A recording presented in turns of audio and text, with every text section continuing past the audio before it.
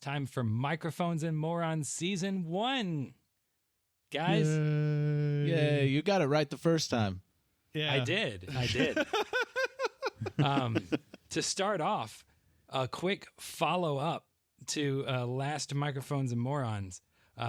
We couldn't remember the name of that little weird guy that hung out with Dr. Mephisto on South Park. Oh, my God. His name is Kevin. Kevin! Oh, my God. There's a fucking song on Chef Aid about it. I just couldn't remember it. The best part is, not 15 minutes later, I talked about Kevin from The Office. Wow. Yeah. Wow. So, Steven, I'm so glad you remembered that absolute throwaway bit. Thank yeah. you. It's good stuff. Steven with the save on that. All right, now we can begin the morons proper. Or is this even a morons? Yes, it's Microphones and Morons. Yeah, it's just Morons Season 1. Like it's an even bigger Morons. Max forgot 1 minute ago. This is the Dumb and Dumberer of Morons. Yeah. We get to cover the whole thing and forget a bunch of stuff and then remember a bunch of stuff that other people remembered. Yeah, I don't know. Like a mega morons? Mega Morons. Yeah. We are only going to do these at the end of a season. Yeah. It's a culmination of all the stupid that has happened up until one point in which it goes critical. Yeah. That's actually what opened the portal was stupidity. Critical stupidity. Broke a hole in space-time. Which I don't know. I think Steven brought up when we were coming up with ideas for the name of our discussion episode at the end of months. I think Steven said Microphones and Morons, and then that just stuck.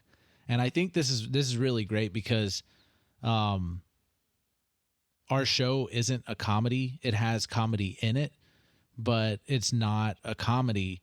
And then our discussion is just us being us. Well, I mean, just us being morons. Mm-hmm. Yeah, and just goofing around and talking about the horror show that we put out. Yeah, it's nice de-stress. Yeah, it definitely is.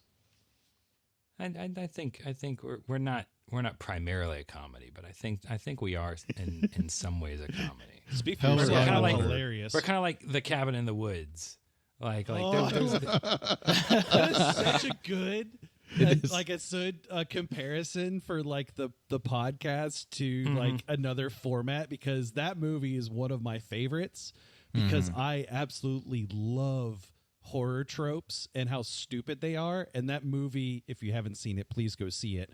But it capitalizes on that concept so well. So does Tucker and Dale versus Evil. Yes. I love that movie. That's such a good movie. We're not going to tell you anything about either one. You just have to go watch them. Go if you like our show, go watch you'll like those movies. In fact, I'm gonna have it. This is a podcast first. If you're listening to this, you have homework. If you haven't seen that movie, go see that movie, and I want you to report back to us on how amazing both of them are. On Cast Junkie Discord. on Cast Junkie Discord, or on reviews, wherever. You need to let us know. Talk about how we're so good. Like, just write a review for Tucker Cabin Dale. in the Woods and put it in our reviews. Yes, but in that review, just replace either Cabin in the Woods or Tucker Dale versus Evil with Microphone and Monsters, and that is an acceptable answer. Yep. We'll know what you mean. Yeah, we'll know what you mean. Yeah. It's like the decoder ring bit in freaking Little Orphan Annie. Yeah. A Christmas Story. Guys, we recorded a season of a podcast. We did. Yeah, we did. 53 episodes plus bonus episodes. Yeah, that's like the size of a full TV show from like the 90s.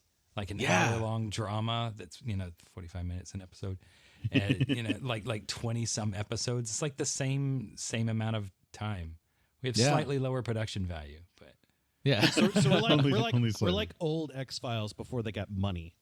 Yeah. I mean, I don't think that's a bad thing. Mm-hmm. Oh, like God, no. Like old Star Trek: The Next Generation. Yes. Yeah. Yes. Season 2, not season 1. Okay. We all got right. we got a little better quality. No. I now have a question, but we're going to remember this for the question segment. Is which member of the Enterprise are all the characters for the podcast? Ooh. Oh yeah, we didn't get a question on that. That's a question from us. That is a good question. Yes, that is my question to you all. So, like, which character on Star Trek The Next Generation? Next Generation specifically. Okay. Okay, so just Next Generation, and our character has to essentially replace a different character. Yes. Oh, okay. Follow-up question. Does the character have to be a member of the crew? No. Or just a cast Does not member have to be in a Next member of the crew. Generation? No, Guinan, it doesn't.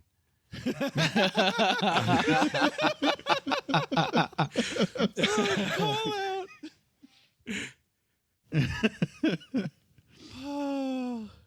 Why do I feel like Victor is Troy? Oh, because you are Troy. Oh man, that's good. That's good. oh man, See, Always getting like horrible mind visions and yeah, getting in trouble and saying I want to feel good things. Let's have some chocolate. yeah. I mean- yeah, I get that. I mean, from Julian's perspective, I think that Victor is actually 7 of 9. Yeah, I would say 7 of 9. Well, 7 of 9 was not on the Enterprise. No, Well, no. Well, we did say not necessarily crew. We did. Oh, I thought we. But meant it was the Next Generation. The show I was- specifically, I was- not That's the Deep, generation. I mean, that's Voyager. That's what I was. Yeah. I was talking specifically Seven- from that series. Hmm. Also, I could be Yeah, wrong. seven came in on It has been a on minute Voyager. since I have watched Star Trek, so I will Yeah. get most things wrong. I think Victor would think that Victor is Worf, just an angry monster that's worthless. okay. Okay, I was afraid Worf we wasn't worthless. I know he wasn't, but that's what Victor would think. Oh, Or okay. Julian would think. I was afraid of this, and we already got sidetracked into the question. We gotta wait till later. Okay. So what are we going to talk about until then? We're gonna talk about our season. Oh, okay. Let's I guess let's start from the beginning. It's a very good place to start. The whole thing started with Victor, so I mean, it could only get better from there. I'm gonna switch chairs real quick. You switch chairs. Y'all talk. Okay. So, I got a new chair this week. It's nice. quit There we distracting go. me. I'm trying to get on track. So in the first part, as we, the way we have it broken down is we have it broken down like by arcs. So what we named, and by we I mean Adam, named the first arc was A Sound Unknown, which has to do with the introduction of all the characters and into basically the horror of the town of Darkwell.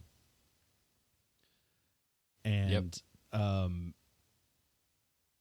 it was really interesting to see how we all kind of got like, because the one thing about DMing is like, how do you get all of the key players on the critical path? And it was a little tricky on how you did that. But you definitely navigated that pretty well, and you all kind of got us like at least a nugget of investment to kind of like go along with each other. Mm-hmm. That was pretty nifty in that way. And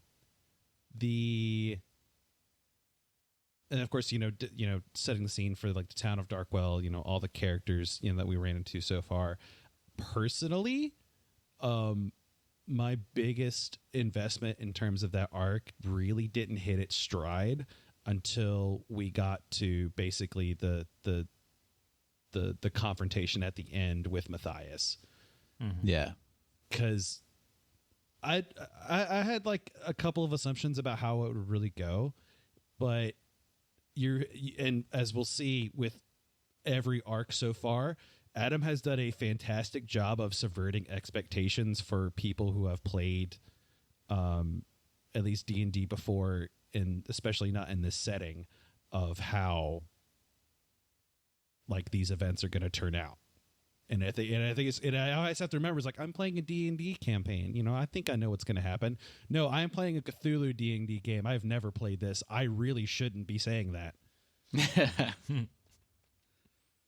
So I was like, oh no, we killed Matthias. No, you didn't. No, the thing you should be scared of killed Matthias. Yeah, exactly.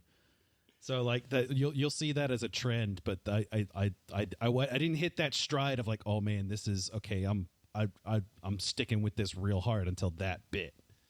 And Yeah. I like that approach. I mean, not to say that, you know, I don't love the characterization between, you know, Julian and Victor and Alistair and everybody else, but like on a personal level, that little like almost monster of the week, monster of the arc is the thing that like hooks me hard.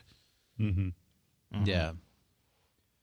I try to make it something big.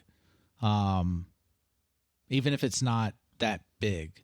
I mean, it definitely did a good job of kind of setting the overall tone. Yeah. Yeah, I wanted a very for that. I'm a huge fan of horror, but I'm not a huge fan of like unnecessary gore and stuff like that. But in that case, I felt like I needed to go very horrific kind of gore for the Shoggoth and Matthias to really set it in your minds that you don't know what the fuck is going on, and like you have feel no like it was clue. really unnecessary gore. Oh yeah. I felt like this was I wanted to drive it home that like this is way beyond what you would even imagine. Just to set that goal, and I had been planning. I had that ending, that fight planned out for about 8 months. So I really got to like play around and just running through my head on that to really figure out what would be the most disturbing. It was 100% a tone setter for sure. Yeah. And then, you know, we have the whole, you know, setting up of the universe, Julian being a xenophobe, and, you know, the characters kind of having that interaction. So let me throw this out, and it might be a little hard to kind of, you know, grasp, but our characters now versus when we first started out, what are the biggest changes you have seen? And of course, you know, we'll add on to it as we go on through the arcs, but what are the biggest changes that your characters have really seen in terms of their interaction with others as well as their own, I guess, internal development? Oh my God, Alistair has friends? Yeah. Whether he likes it or not. Alistair talks to other beings. Yeah. And Alistair was understand definitely him. a loner. Yeah. Yeah. Well, so was Victor. Victor lived in the sewer and had like one friend. Yeah, And but That the wasn't difference- by Victor's choice, though. The difference is Yeah. Victor wants friends. Mm-hmm. Yeah. But yeah, like Victor lived by himself. He was just a weird social outcast. And then like two people busted down the door and helped him kill some things, and he just sort of followed them around. Yeah. So murder was your call to adventure. Yeah. Unfortunately, it was literally like Nihilus Creel got murdered, and like Victor and Luth were just hungry. Like, and Yeah. it was just a guy that Luth found. He's going to eat him up, you know, and Victor's there calmly cooking in the kitchen. And then all of a sudden, both of them get terrifying visions of something that doesn't make any sense at all. And they're scared. Like Victor just hid in the shadows until everything, you know, started coming to a head. Nope, I take it back. Your call to adventure was food poisoning. I will point out that y'all did not kill those moon beasts. No. Oh, we no, super we didn't. Yeah. No. They got called they- back. Although I am intrigued by your use of call to adventure, implying that you're trying to apply the hero's journey to this. Oh no, this is Victor's the hero. Doesn't Okay. everyone Well, realize? no. Victor sees it that way. It's just interesting to me because it kind of makes me wonder if anybody's ever going to go and like really study this and like try and break it apart about like how it fits into the hero's journey and like I don't see any of us here as heroes at all. No. I think we're all You're a xenophobe. we're all yeah no we'll get to more on how I'm not a hero later. I mean, obviously Gerbo is the main protagonist. Gerbo had the hero's journey for sure. Absolutely. But I think we're all, at least in this circumstance, not to say what will happen later on down the road, but I think we're all like agents of the world that we live in, and we're just like trying to cope and survive and figure out the weirdness that is our lives. And Yeah. I at least in terms of my character's perspective, I think it was a fantastic and great distraction of not becoming haunted and being remorseful of me being an absolute monster. I took this internally as hey, I'm going to do this thing that is wild and crazy, and hopefully it will distract me and distract others from realizing that Julian is a maybe not is, but definitely was at one point a horrible creature that basically you take all the characters and all of the transformations that we have seen at one point. I think Julian could have become one of these characters, like enraptured in making a deal with the devil, not to use that he might old still. phrase. Yeah. And honestly, that might be the case. I don't know. I have to see how stuff plays out, but like as it was right at the beginning, if this thing didn't happen, if Dalton Renfield said, "Hey man, heard about your work, I'm a big fan, you want all this money to continue your research?" Julian probably be like, Yeah. maybe. Continue talking, Banana Man. I have said this on the Cast Junkie Discord. I like that y'all have maintained like a consistency with insults on Dalton. Oh yeah, no. As soon as I did that throwaway spell that basically did nothing, I was like, I'm going to remember this. I'm going to make a point to remember this forever. Yeah, but I like how you just said that it's just this journey of trying to figure out yourselves and coping and everything like that. I've said it multiple times that a lot of my inspiration in driving this story that y'all are playing in and creating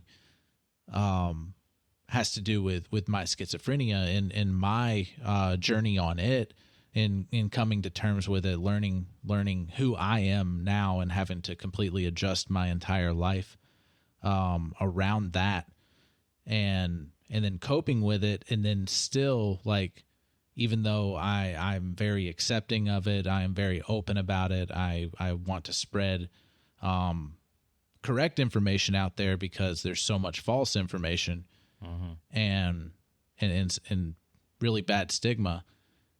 That journey, even though I've accepted it and like doing what I can, like that journey's never over. And I feel like that, like your description of what your characters are going through is like exactly what I was going for in telling this story.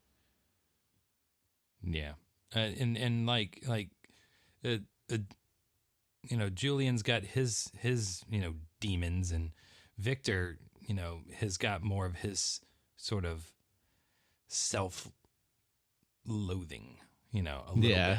Like a lot of what's happened has helped him be distracted from that. There's something to do. There's some, there's people to help. There's people to help. There's good work to be done. There's and it, but every time he's by himself or scared or something, that's when he reverts back to those more, unconscious, feelings of like not liking who he is. Yeah. I don't have as much to say as Max did. No, that just adds to that whole thing. It's all part of that. I mean, I don't what know can how- I say about Alistair? He's always been pretty singular minded, and I think his transformation is more about finding out more about him than it is about him changing. Mm-hmm. So Sounds like Alistair. as I say, given what happened before, and then given where we're at now, is your drive more to be reunited, or is your drive more to understand your patron, as it were? Oh no, his drive is exactly the same as it always has been. I love how you answered that question. Yeah.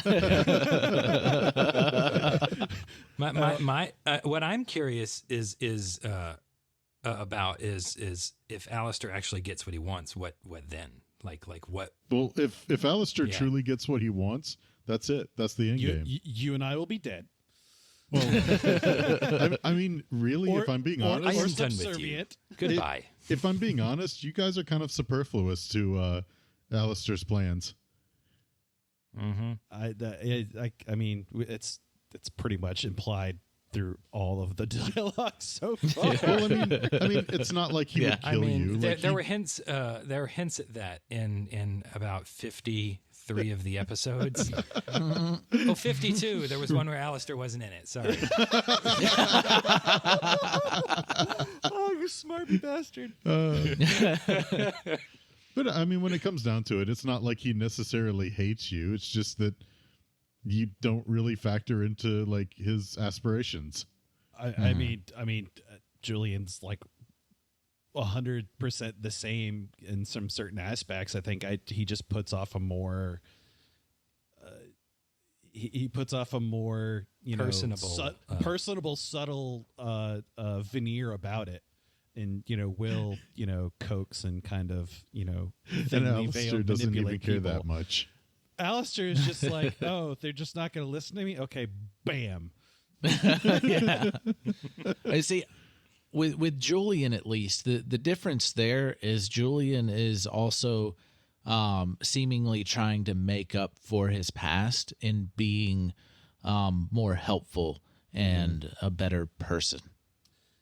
But the thing is, and it's something I've kind of had to really think about is he doing it because he wants to be a good person, or is he doing it so he can absolve himself of the stuff that's happened before? Because I think the latter.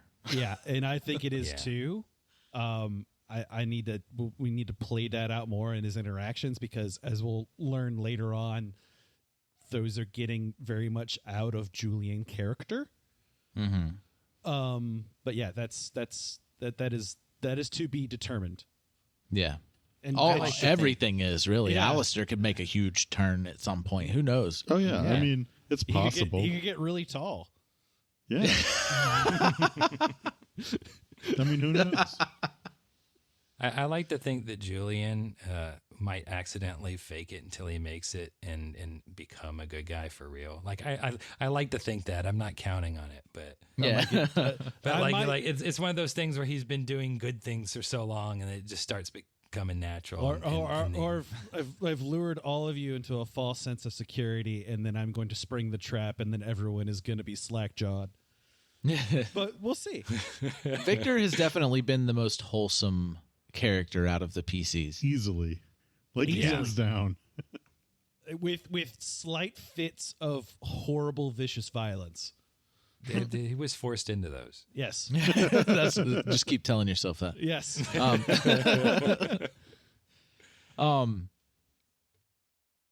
I will say episode 9, whether you remember it or maybe if you listened to it a couple times now, episode 9 is a very important episode. No, was it episode 9? Episode 10, I think you mean.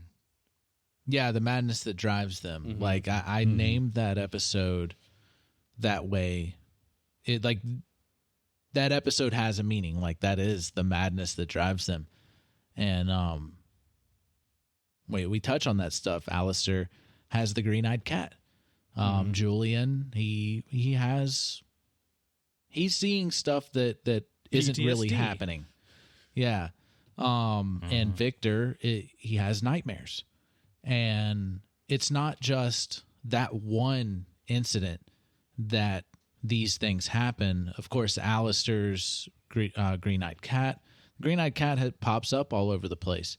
But we can't do nightmare sequences all the time. We can't do Julian's PTSD all the time. So, but that was to just lay that groundwork that stuff is happening to them, like throughout this entire thing, like behind the scenes, off of recording and Just in between. just know that Victor never gets good sleep. Yeah, really. Yeah, I mean, Victor think about all just the goes in times the he's dreamlands cried and himself to pokes at him. sleep with like a deformed nose. That's an interesting thought. But that is a very important episode. If you do want to go back and listen to that. Quit giving me ideas on the Moooorons that I can apply into the real game, because now I have to start writing stuff down. Excuse me. Now I have to remember it. Also, one of the reasons I love doing this is because, we can kind of all jump on like a platform and kind of joke at it together, but at the same time, it's also a good recap of like kind of where we are direction wise with the podcast. We joke about it all the time.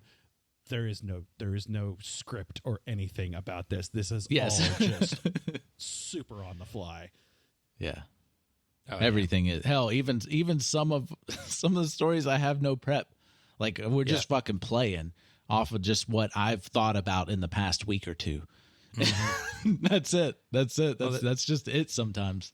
Well, there's a reason why I created Victor as a more simple character. Victor's black and white in a couple of ways, because that way I know how he's going to interact. I know how he would approach most situations. It's just when Adam throws crazy, weird situations in there that I have to sit there and think about how Victor would. Of course, Victor would want to help someone move a couch, but like. But like, I'll just give you your deepest desire, and all you have to do is betray your one character trait of being a good guy. Mm-hmm. Oh, do that. Yep. Oh yeah. It is Victor's just he's a super he's a simple character to play, and because he's not stupid. He's just more simple minded. Yeah, like Naive. Yeah, like his. I think I don't have my character sheet in front of me, but I think his wisdom score is a bit higher than his intelligence. Yeah, and there is something to be said that knowledge is definitely not the same thing as wisdom. Julian is a prime example of that. Yeah, I think that's one reason why those characters play well against each other, is because Julian's really intelligent, but Julian doesn't make good decisions a lot of the time. No. Victor, Victor will sit back and observe and be like, oh wait, maybe that should be. But you start talking about like you pick up a vial of something and it says, like salt, and Victor doesn't know what it says, and he just throws it. He knows what salt is. Maybe all the time. maybe you're a cook. No, yeah. But he doesn't know. He wouldn't. If you picked up a bottle and it said ibuprofen, he'd be confused. Whereas if you picked up a bottle and it said Advil, he'd be fine. If we saw a bottle that there you said go. sodium chloride, he would have no idea. If he wanted Julian to keep a door open, Julian would be like, "Silly Victor, I know how trap doors work." It will open right Do back y'all? up if I Do close y'all it. really Right know back how up. trapdoors work? No. Yeah, when you go through them, it's a trap. That's how trap doors work. Well, the thing is, the trap's obviously going to be on the other side of where I am at. Therefore, I'm always going to avoid the trap. That's how it works. Yeah. So like Except when you walk in the room and the walls say, "This is a trap." To be fair, I didn't know until I started looking. Yeah, the runes spelled out this is a trap. Yeah. In that theater basement. I can't wait for it to just be like language, like scrawlings in a language you can't understand, and it turns out it's literally just written on the door frame. This is a trap. Yeah. Yeah. I could have sworn we were safe. One thing I haven't heard yet, or if I have, I don't recall it, and now that I don't remember, I'm eager to hear it. What does Victor sound like when he's angry? Victor doesn't get angry very often, so I'm not quite sure. Adam, write down now. Get Victor angry. Get Victor angry. Victor gets concerned. He gets scared. You get excited for sure. He gets excited. He gets serious. But anger isn't a big emotion for Victor. Victor. I think part of it is that Victor would try to suppress anger because he's an ugly clawed monster, and he wouldn't, And it's all of those monk memories. Yeah. Got a lot of meditation in there. Yeah, and I mean, Victor's a monk. Like he's he got a head start, by eating, and then like but he tries to practice and get better. I mean that it hasn't been much on screen. So Victor's whole thing is he attained inner peace by eating.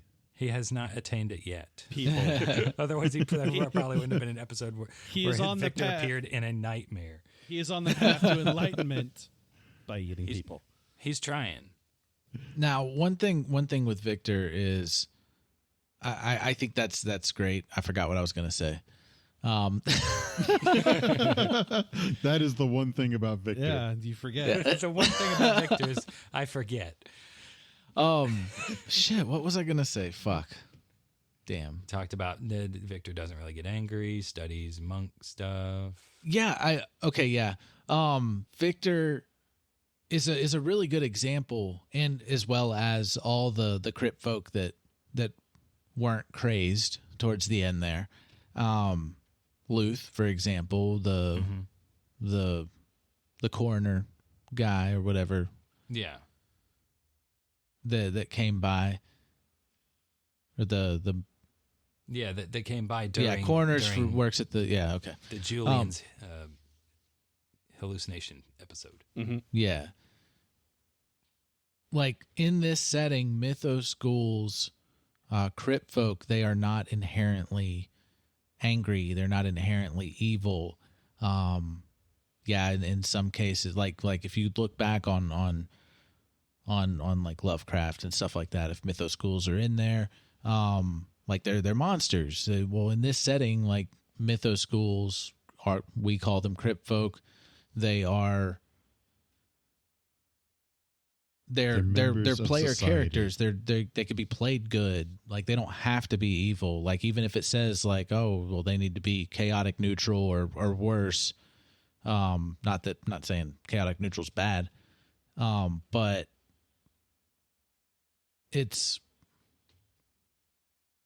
I don't like just going straight from the book. Like I like it when things are broken and don't just go by those guidelines.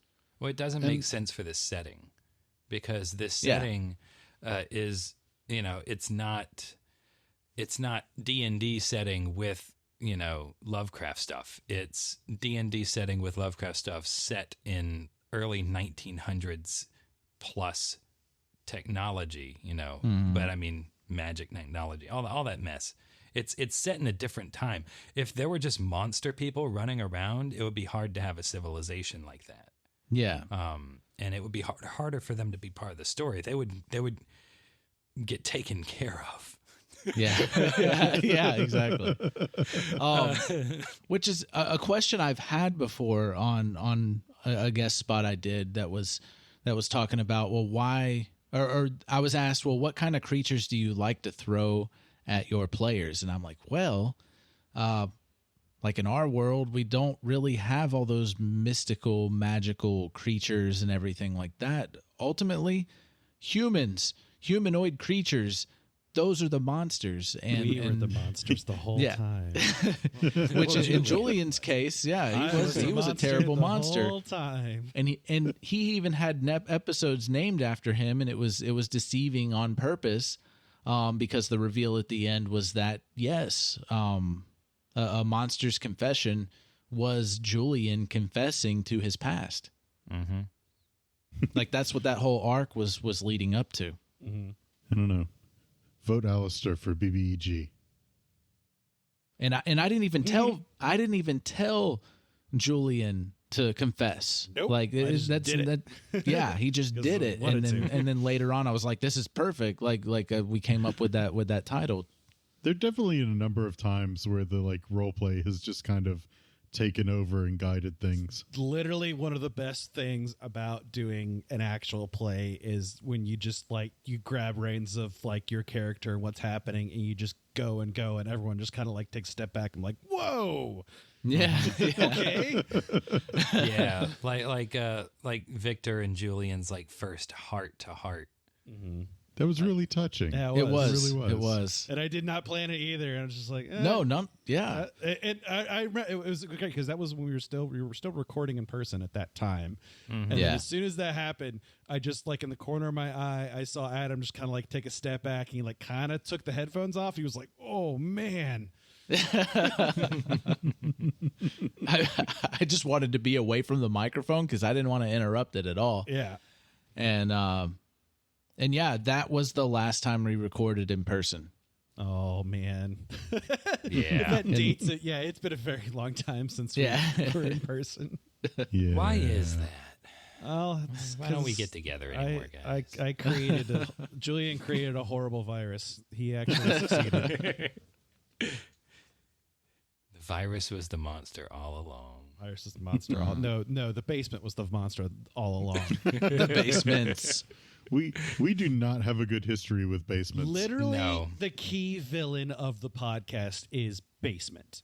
Yeah, It after y'all has- fell for the first one, I was just like, every other arc I'm going to put in a basement. I don't No, even know I if we didn't do fell that. for that first one. It has caused us as characters to run into a lot of trouble. It has caused us as people playing the podcast a lot of trouble, especially trying to circumnavigate and talk about how basements are laid out. Oh gosh, when we were in that beast house thing.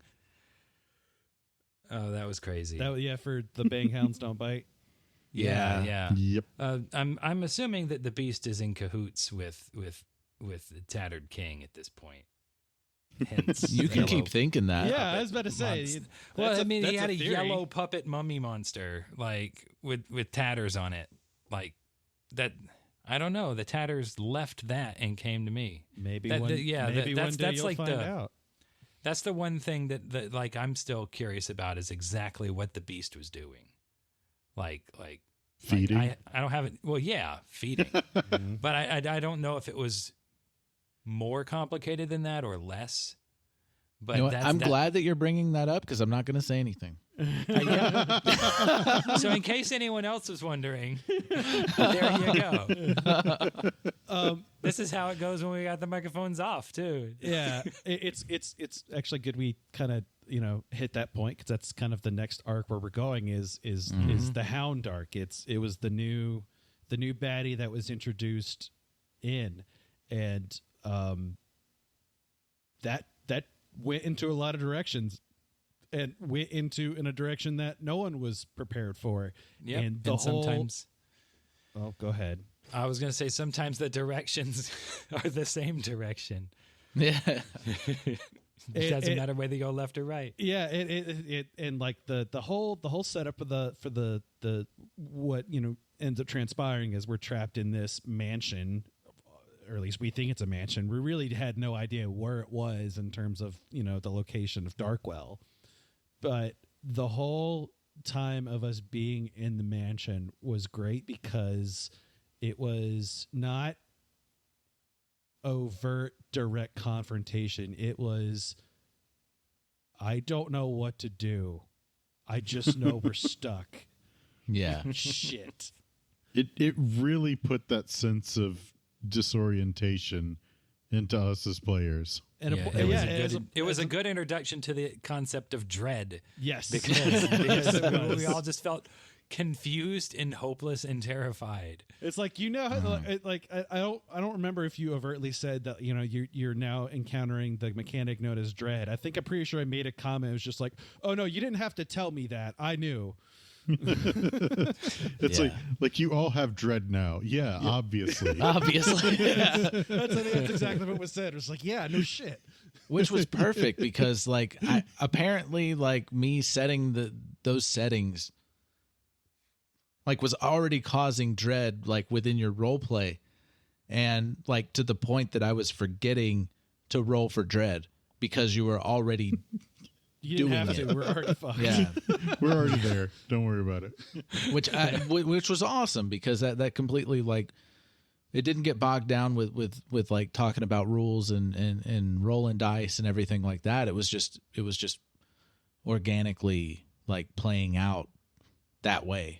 Mm-hmm. And one thing I will say as a highlight of that is Adam did a fantastic job of voicing the Hound, or at least the voice of the Hound every time I asked for a name, because it was really fucking spooky. Speaking of asking for names, that was a really fun aside. Yeah. A little the joking in there.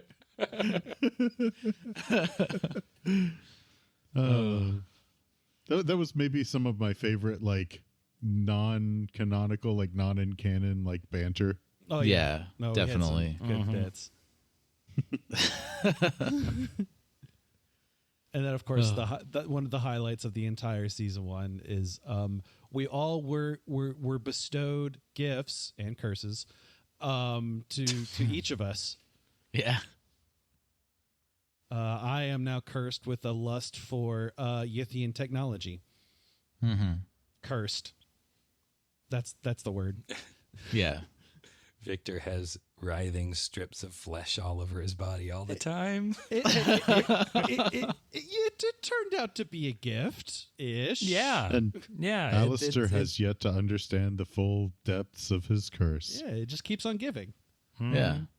The curse that keeps as a on matter of giving. fact, Alistair doesn't know shit about what that even did yet. Nope. It actually has not done anything good or bad for me that I can tell yet. What your cool stripes? The amulet, the broken amulet at that. Mm-hmm. Yeah. Yeah, you got cool stripes, and you have not immunity, but necrotic resistance. Yeah, you have necrotic resistance, of which I have taken 0 necrotic damage since. Yeah, but it's broken. It is broken. It's broken. Oh, I actually forgot that tidbit. We never really looked at that. It broke when Victor cut it off, and the Hound's collar, and it fell to the ground. Well, yeah, and the amulet, the jewel in it, the emerald jewel in it, cracked actually. Yeah. So yeah. But in a meta way, it does kind of bring up other concerns. Yeah, how am I gonna make the fan art of Alistair even cooler? Oh wait. Speaking of cats, though. Yeah. Speaking of cats, though, in that art. Oh, I'm so sorry. I do love Garfield. Especially, I'm sorry, John. But oh yeah, the Baying Hounds Don't Bite also had the introductions of Ulthar himself, and I don't know what you're talking about. The cats of Ulthar and his champions. Huh? Well, Julian has notes. He took I do notes. have notes. I just keep making that joke because it's funny. Yeah, I know. He has no memory of it, but it's easier for Julian to cope with if he thinks it didn't happen. It's true. Yeah, because he wanted. That's what he wanted more than anything. Julian wanted that more than anything, and then he can't remember it. Yes, it's and I think if the more I draw attention to it, the more I'm just going to become so pissed about it. Yeah. One thing that we didn't touch on in between the madness and the Bang Hounds Don't Bite, we met all of the DDA members. Oh yeah, those guys. That was a little quick in between. Guys. We always have some kind of in between thing between arcs. Something. Usually.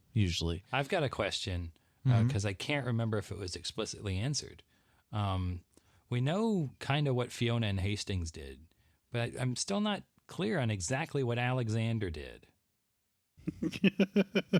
Because we didn't really interact with him that much. Yeah, was y'all never actually. Like he just yeah. said hi, and then later he died.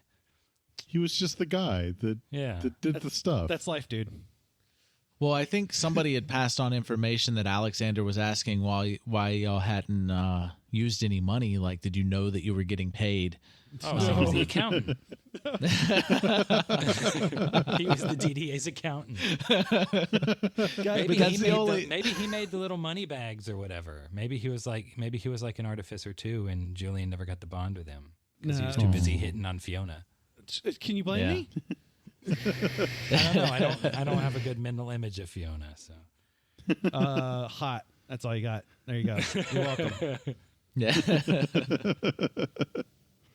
Let me see. On the topic of money, Mm-hmm. that's Money. a very interesting topic for the campaign because we don't use it ever, except for that one time we did. Yeah. Mm-hmm. Yeah. But the thing is, I've given y'all downtime to go We and just don't spend do money. anything. Yeah. It's And because y'all were Alistair's looking more concerned with other things. Or Yeah. if we do, we spend very minuscule amounts that really won't have a I long spend effect. one gold piece, and it's like you made 150 gold, and I'm like, great. I'm gonna I will spend say 3 this. here on Ninja Stars. I will say this: I do have plans for y'all to spend money. It's just it'll come. Cool. Good, because we're not good at spending it. Yeah, you're not. We're very frugal. Unless we want something very specific or we are coping Whatever do you mean coping? and have a lust for alcohol and potato wedges. Yeah.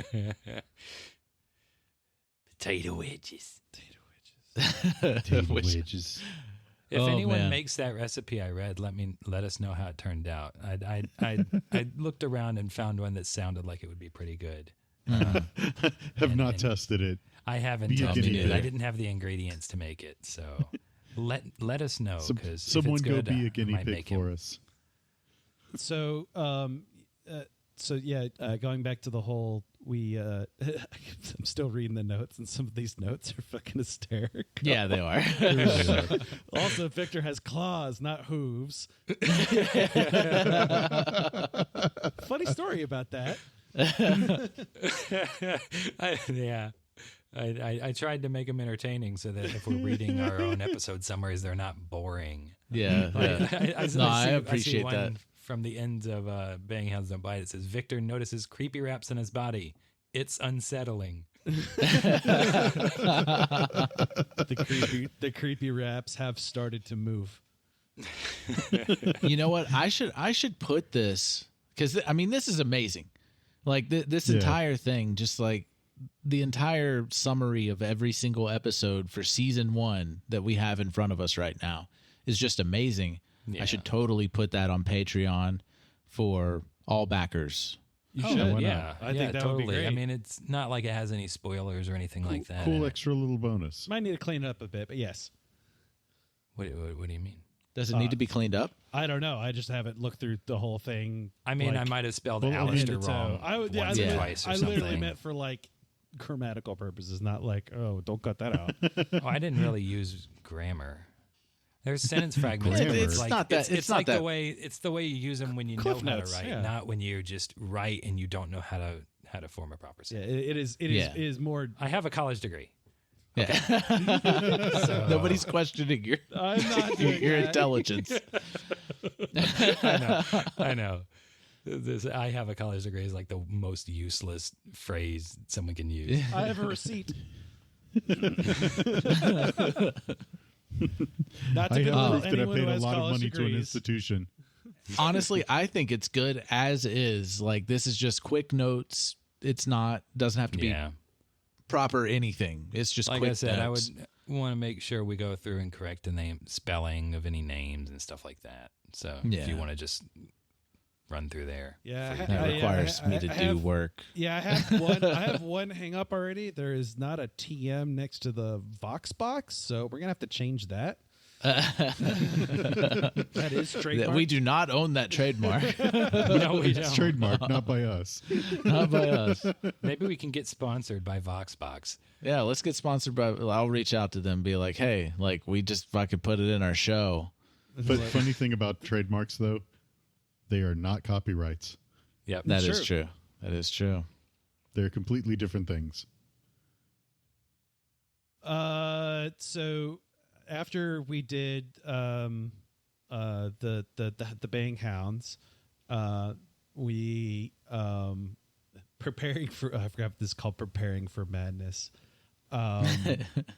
So that's one thing that is consistent with all of the episodes is Adam and does a great job of naming all of this. It's very thematic. Well, sometimes I reach out to y'all because I can't come up with anything. Yeah, and then I shut down all of your ideas, and I'm like, I came up with something.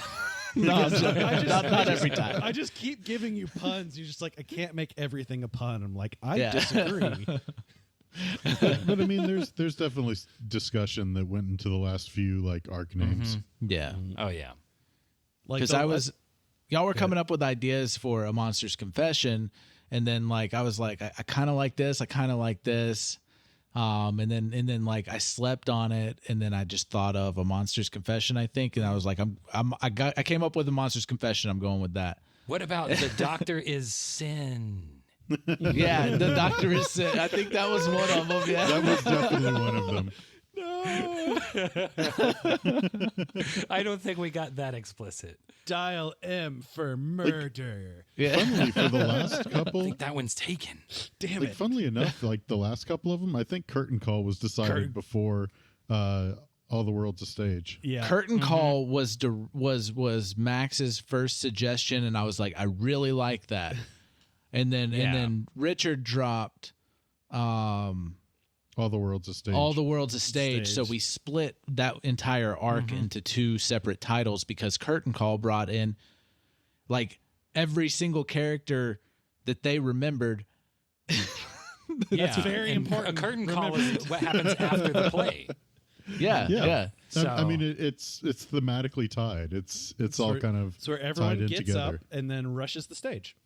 Yeah, Yeah. yeah, exactly. One thing to definitely comment. This is our first time ever doing this. I'm speaking for myself, but I mean, that's kind of the same with everyone on here right now. We've never done this, and it's very interesting to kind of see our progression as players and also our development of the podcast itself, because before we weren't really doing the outros. It was more just an Adam thing, and then Adam, I don't remember when you sprung the idea. It was just like we should do kind of like personalized outros. And I'm gonna be honest, when it first came out, I was just like, oh shit, I have to record stuff and like try to be like entertaining. I'm not good at this. I need other people around me for it to work. And like I felt like I phoned it in like on maybe the first one, but like the more I like sat down and thought about it, the more I just like I wanted to, and definitely was super inspired by Richard and Adam and Steven for all the unique concepts and kind of angles that you guys are playing out on it, and like that really pushed me hard to like make better and more entertaining and different ones. And like I think we've set up this new system of we have like an amazing outro.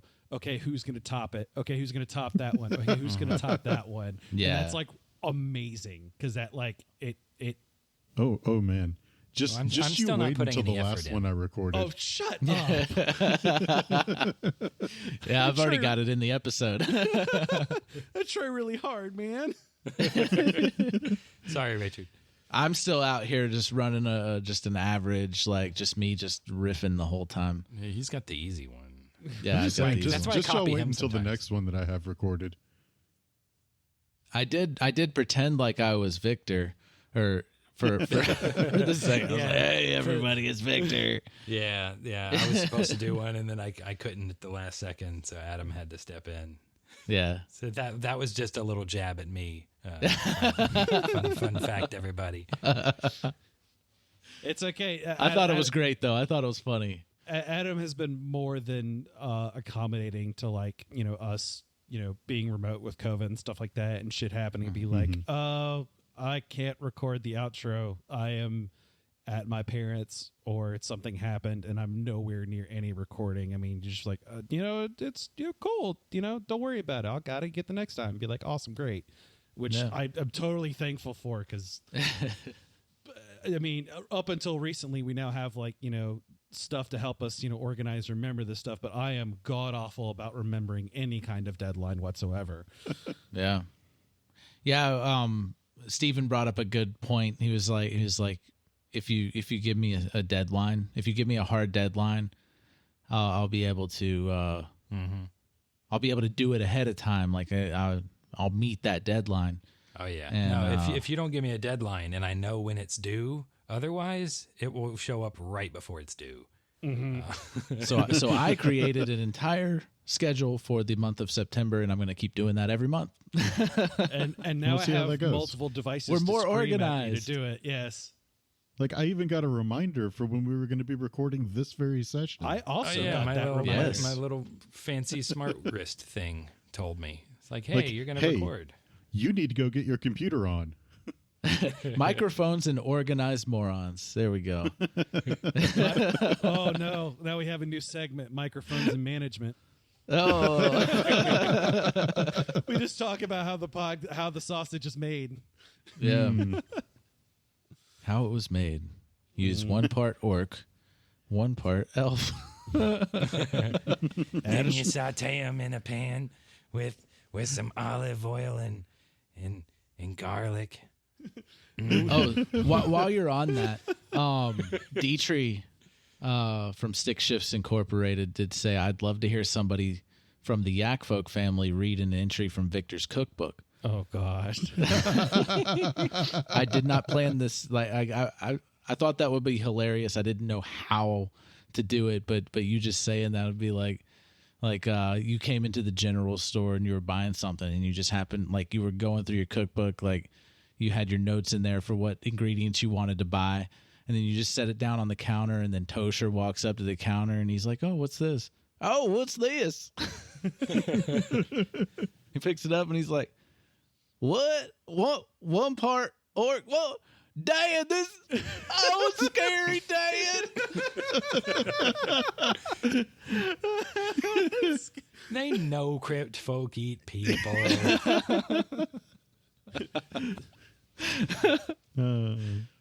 It's not Victor's fault. Yeah, I don't think Tosher would get that far though. No, No. He's just a young yak folk. he would get to bowl and then immediately start sweating nervously. Cut Get open to- the skull. Oh, Get to the part about mountain oysters. Take about 5 dozen brains, start putting them in the bowl, mix the 5 fuck out of dozen? them. How Yeah, big of a 5 bowl do you dozen have? eggs. Dad, It's from another bit. what's this book, Dad? Where did it come from? I don't know. I imagine there would be less reading and more just calling out to Dad. Calling out for help. Oh God. Oh More on man. this maybe later. Yeah. More on this later. Yeah. Maybe we can actually have like a cooking show with Victor and one of the Yak folk. Yeah. Or just Victor. I don't know. Cooking with Victor and Tosher. And Toaster's just like immediately hungry, and Victor's like, "No, don't eat that. That's mine." I'll make the Okay. regular one in a minute. It's not kosher. It's not Tosher. It's not Tosher. Oh, now we need to. Okay, so now we need to come up with a name that is like it's halal or kosher, but for crypt folk. like a in canon like cuisine lifestyle for it.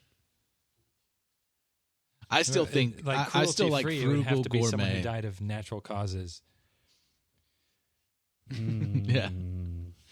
Frugal gourmet. I still think that's amazing. That's really good. That's why the channel's I called mean, that's that. definitely the name. Absolutely. Mm-hmm. Yeah, the channel is called Frugal Gourmet in our Discord. Maybe you could get like one of those old like creepy crawlies like gummy labs and use one of those and like take pictures like the Frugal is mixing up something new today. Oh my god, I remember those commercials. Do they still do those things like creepy crawlers? I don't think they do. And the No, fact I that don't they think don't is a crying light- shame. Yeah, I don't think get metal super hot and let kids play with it is something that they do. You know, They don't have you say easy- that. Throw a little metal plate in a plastic box with a 200-watt light bulb and let the kids loose. Now, kids, don't eat this. No, don't eat this. They You store say it that. next to the easy bake oven. But you really think they would have learned their lesson after making like wood burning kits? Yeah. Yeah, I did have woodworking tools and wood burning kits. My first soldering iron. No, that looks like a hamburger, but it's Play-Doh. No, it's Play-Doh. Play-Doh's non-toxic.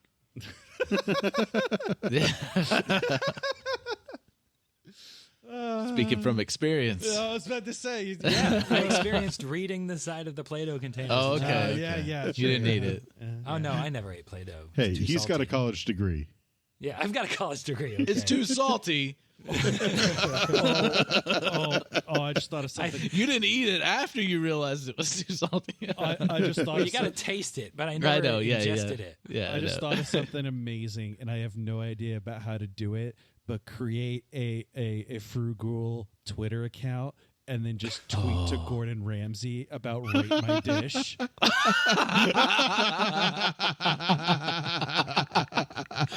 Okay, Steven. Oh man, This is you're gonna have to break your no social media rule to run Frugal Gourmet, and all you do is tweet at Gordon Ramsay. That's all you do. That's all you do. With I'm going to outsource that to you. I got enough to do.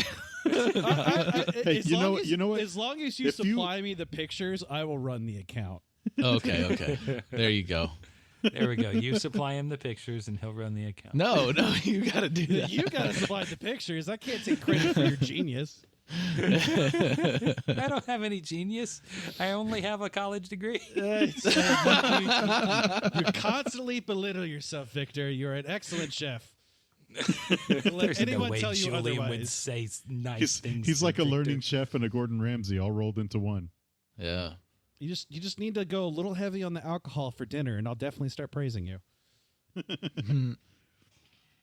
Oh man. Have I had the opportunity to cook you dinner? I know I cooked No, you. only breakfast. Oh, you cooked him Breakfast. lots of food, really. yeah, I Ultimately. cooked you lots of food. breakfast and like a mild like a luncheon, but like never. Well, like I mean, we never had off- like a.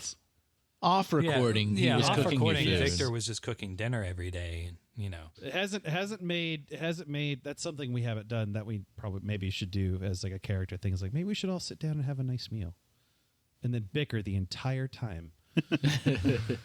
in character or with each other. Yes. Oh, okay. Look Yes. forward to that later on Patreon. Hold on.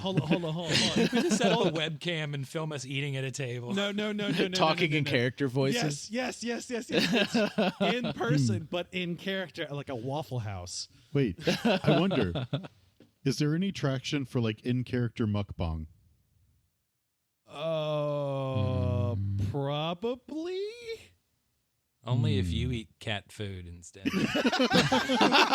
Hey, Alistair does not eat cat food. Fresh fish only.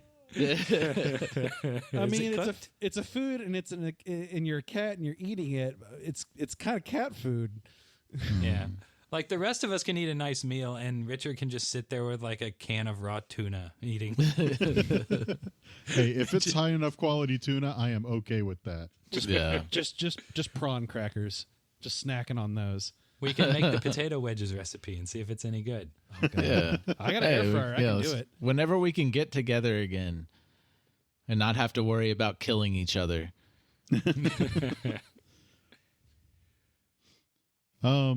So I hate to kind of ruin the party a little, but we probably want to try and move into questions a little bit. I think between everything we kind of go ahead. Sorry. Yeah. I think we kind of covered everything other than the very ending finale. Yeah, but they part. have the last one for that. They do have the last one for that. Yeah, I mean, we recapped up until around the hospital episode. Yes, is about where we stopped our recapping. Yeah, and we completely got sidetracked. We jumped all over the place as the topics felt fresh to talk about. Yeah, and we were bouncing around to the end and everything the whole time. Oh yeah, yeah. I'm thinking about cryptic mealtime now. By the way. But I mean, yeah. Look, I guess we can. Do we want to hit the rest of the season points now and just kind of like, or are we just going to go, hard into questions? Length really isn't too much of an issue. This is like the final season more on. Yeah, so if we go over, size. Like it's just more I got to edit, but I mean it's not a big deal at all. It's really, microphones and morons. Oh, morons. That's all you gotta do. All you gotta do is add like 3 more O's. Yeah, that's all you gotta do. That's actually brilliant. So, getting back on track. The next arc we hit was the Monster's Confession, and it was our first. I think our first like background intensive plot arc. Mm-hmm. Oh yeah, definitely. It definitely got into a lot of background. I set this up to really bring Julian's character, like what happened to him. Yeah, because that's a mystery for everybody. Mm-hmm. Is that you don't know what happened to these guys before they started this. Wait, stuff happened to Victor? Yeah. Oh yeah, there's tons of stuff that happened to Victor. You guys don't have any clue. Yeah, I have no clue. Nope, only me and Adam. Yeah, one day he'll be able to change more than his nose. Maybe his toes. Maybe his toes. Nobody knows. Those hooves will just retract right into 2, big toes. Retractable hooves. Anyway, but the only thing, because Julian was very cagey about anything that was tied about who he was or where he comes from. He just kind of like deflected with him being an asshole to everybody, or very, very cagey. And it was the only part we kind of like collaborated on between me and Adam was that like a character, unnamed character that I had no idea about, was basically going to show up, and that was it. That was just like, okay, well, that will happen, I guess. And I didn't even like going into the hospital and going to the Ark. I was like, Adam's full of shit. There's no one's going to show up. He's just leading me on. The only thing that you did know was that it was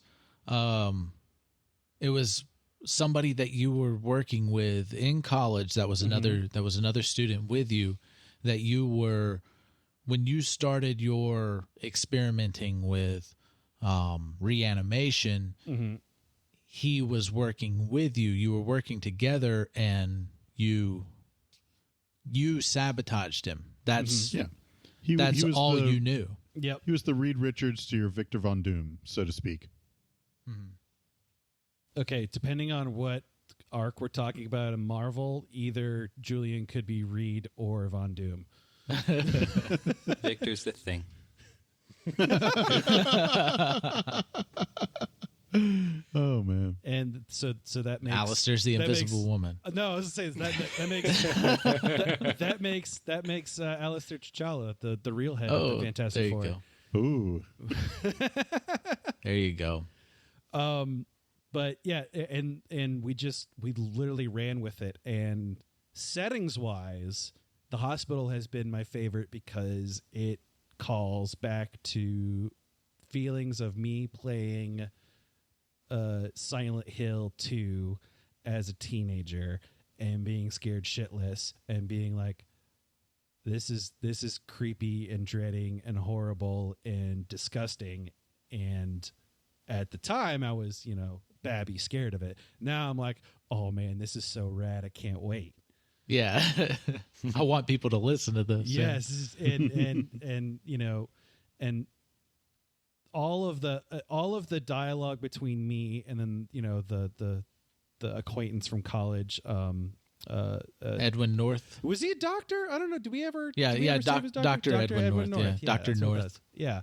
I mean, he went to college, like me. Yeah. You're not going to drop this, are you? I'm just being silly. I know. I mean, I did go to college, but I'm being silly. That's okay. I am struggling very hard not to make a Peter North joke. But that the whole dialogue and all the exchanges are all free flow. That was all just Adam didn't know what I was going to say. I didn't know what Adam was going to say. And we kind of like fed off each other's like tension as it like kept rising and rising and rising. And then, I would say the penultimate of being that Julian finally reveals that he was doing very disgusting, evil, totally non-ethical research in trying to grasp, immortality, touch on the realm of, gods and deities at the cost of, innocent people and students. And as we come to find out, sabotaging other people, in fear that, they would hit the answer before he did. And having that blow up in Julian's face and then looking at it, years later. And I had a decision to make about like, okay, well, I could pick up on the research. And at the time there was no one else from the DDA to necessarily stop me. But I didn't. And looking back on it, at this point, I don't know really 100% reason why I did that. And that is something that my character kind of needs to ponder. I think it was equal parts selfishness on Julian's part, and then equal parts there has to be not a better way, but a more efficient, more easier way. And he just used the human lives as like, this cost that couldn't be done. Like it was too inefficient kind of thing. Now, whether, I find out that there's a way I can do what I wanted to do to sacrifice, I don't know, eldritch beings, maybe that's something we can, think about pursuing later. Yeah. Hey, listeners, this is what you listen to these episodes for, because that's some deep fucking shit. I was literally like, as we were talking, like I was doing this. I can't do it because we're recording, but every time I'm nervous or I'm thinking about something, like if I'm on a phone call, I will pace all around my apartment.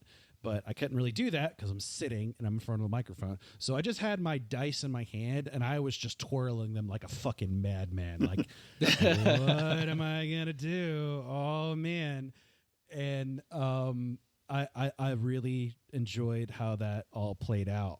And I am pining for when, I guess, the next Julian plot arc, I guess, kind of shows up.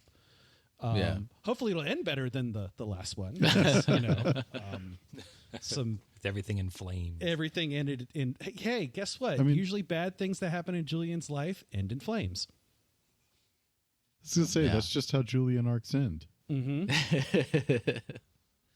Well, I will say this. I do have plans for the other two to bring out their past. A little bit of it we've already recorded.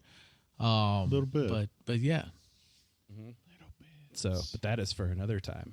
Yes. And so the good doctor is dead. I'm pretty sure no one will miss him. No. I think Corey in Cast Junkie Discord, he was like, I fucking hate this guy. This guy's a psychopath. Like, what the fuck is wrong with this guy? He's fucking evil. Like, he was just ranting the entire time he was listening to the episode. He's like, fuck this guy. He might not have been that explicit, but yeah, that's what I was getting from it. I loved it. Like, I thought it was awesome. Julian. I made that dude like straight up psychopath. Yeah. In the notes, which, you know, if we kind of decided that we're gonna publish, Steven puts it so eloquently as he's totally against that for now for realsies. Did I put that word? Yes. You said it. I love it. Okay. For realsies. Oh shit! What episode was that? 35. 35. 35. Oh man, yeah, he's totally He's against totally that. against that now for realsies.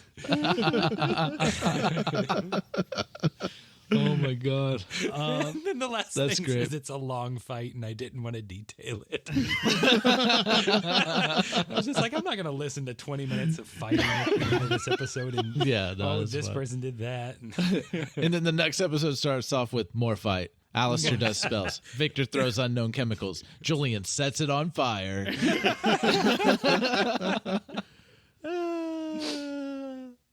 See, this is a taste of what you could get if you get on the Patreon. That's true. Yeah. Very true. Get my witty summaries of our episodes They're so we don't forget what happened. They're fantastic. Yeah. And you know, I just want to say, like, in all of the like kind of recouping after that whole encounter, Yeah. like there was a particularly intense bit of role play there with Alistair and the Green-Eyed Cat. Oh yeah. Yes. I wanted to bring this up. We brought it up before, but especially here, Alistair and the Green-Eyed Cat.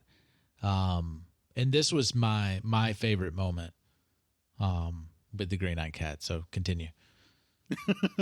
Like it was particularly intense, and it's something that I'd heard on a science podcast I used to listen to a long time ago. Was talking about the way that role players kind of have a character manifest like in their own mind, to the point that when people really get into their character, sometimes the character just kind of takes over. Like it's not really you thinking about what the character would do anymore, and the character just does what they do. And I mean, the player honestly can be surprised by what happens. And you know, it's something that I kind of got the concept of but that was the first time I really felt that. That, you know, it was no longer me, the player, at all. Yeah. Yeah, that was a pretty intense back and forth there with the Green-Eyed Cat Mm-hmm. and Alistair. I mean, I really had to unwind after that a good bit. Yeah. Yeah. And like that personal engagement, I think, is something that none of the other characters have. You know, I guess that relationship that none of the other characters can really relate in that specific thing. I mean, it's like Julian on occasion has maybe Gerbo if he's around. Same thing with Luth and Victor, but like the with Alistair, like I mean, the cat for whatever reason is, at least in my experience, is always there. I mean, correct me if I'm wrong. Most of the time. Yeah, I was I about would- to say, and a lot of the time, yeah. that was more of an Adam question. Sorry. I mean, He's pretty much there whenever I talk as him. I usually point out whenever he's there. You will be seeing Alistair. more of him. Also, I love the voice when he does that. The voice is one of the best parts. Alistair. The only way I can describe it, and it may sound a bit weird, is it is a luscious voice.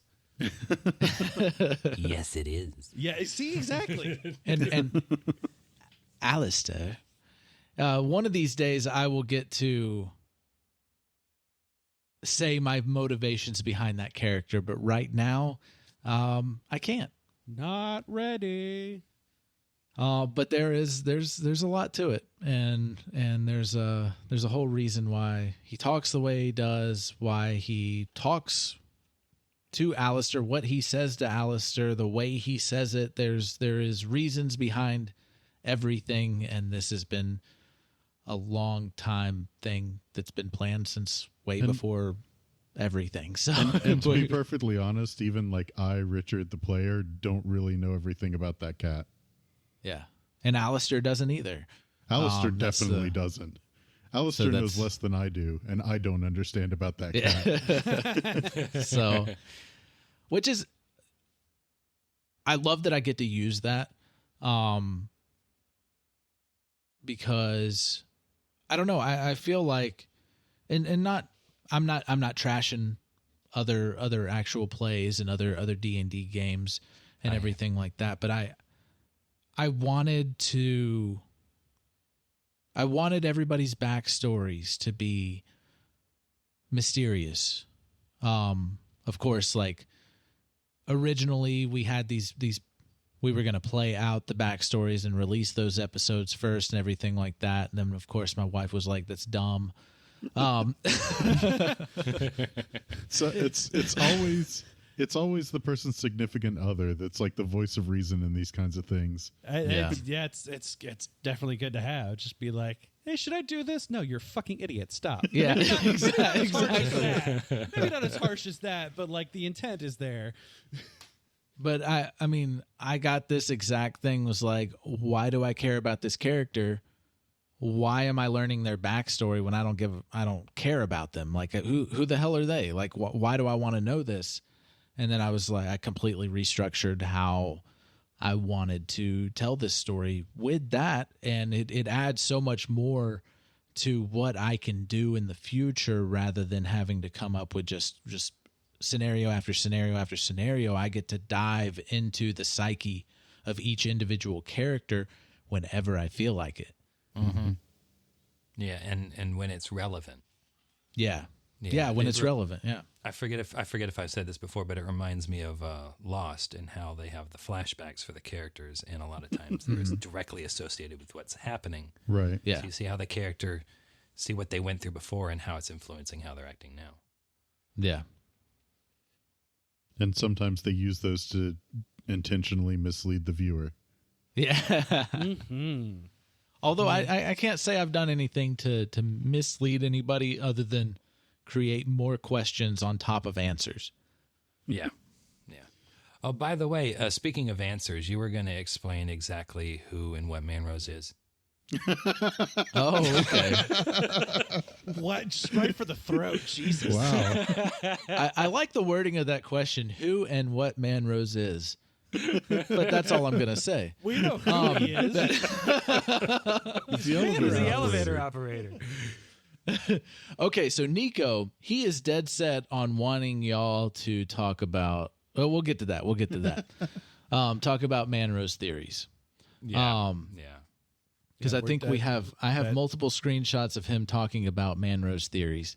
So All right, okay, well, we'll continue with the recap real quick, and then we'll jump back to the recap that. ties right into it, because right next after the Julian stuff is when we meet the Tattered King and we go back to the DDA, and Manrose is that's when we find out that what Manrose is doing is important in a way.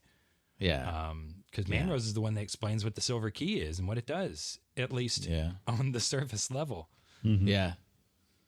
Yeah, Manrose has the Silver Key. and the majority of us just gloss over that. Mainly me. I'm just like, that's nice. I'm drunk. Potato wedges. We know Manrose likes fried food. Yes. Also, I will say for that whole bit, with the whole, we joked about it mid-recording after I went ahead and did the accent, because the only other accent that I like to do is just, the cowboy man accent, and I just kind of rolled with it, and we made like a semi-in-lore justification for it that I think I eventually I think I'll pop one day. If I don't think I have her. No, I definitely haven't. But no, but I have done something that we have already recorded that pointed out that you're faking that shit. Yes, yeah, a little bit. Oh god, that was super fun to do. I love that interaction with Dan Rose, because like he was not prepared for that at all. Yeah, and then he tried to blackmail you for fried pickles. I was like, holy shit! I mean, it wasn't blackmail; it was extortion. Yes, and it was a joke. I was drunk. I don't know the difference. So we know Manrose has a sense of humor. Yes, other than dad jokes. Yes. We know Manrose gets hungry.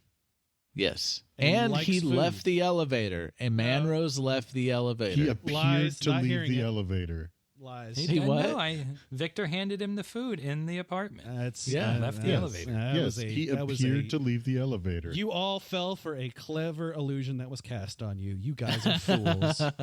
You were there too. I Julian fell for was. it too. I am also a fool. You all fell for a combination of minor illusion and mage hand. Hey man, it's the oldest trick in the book. Why would I live in an elevator? Why would you think that? I don't live in an elevator.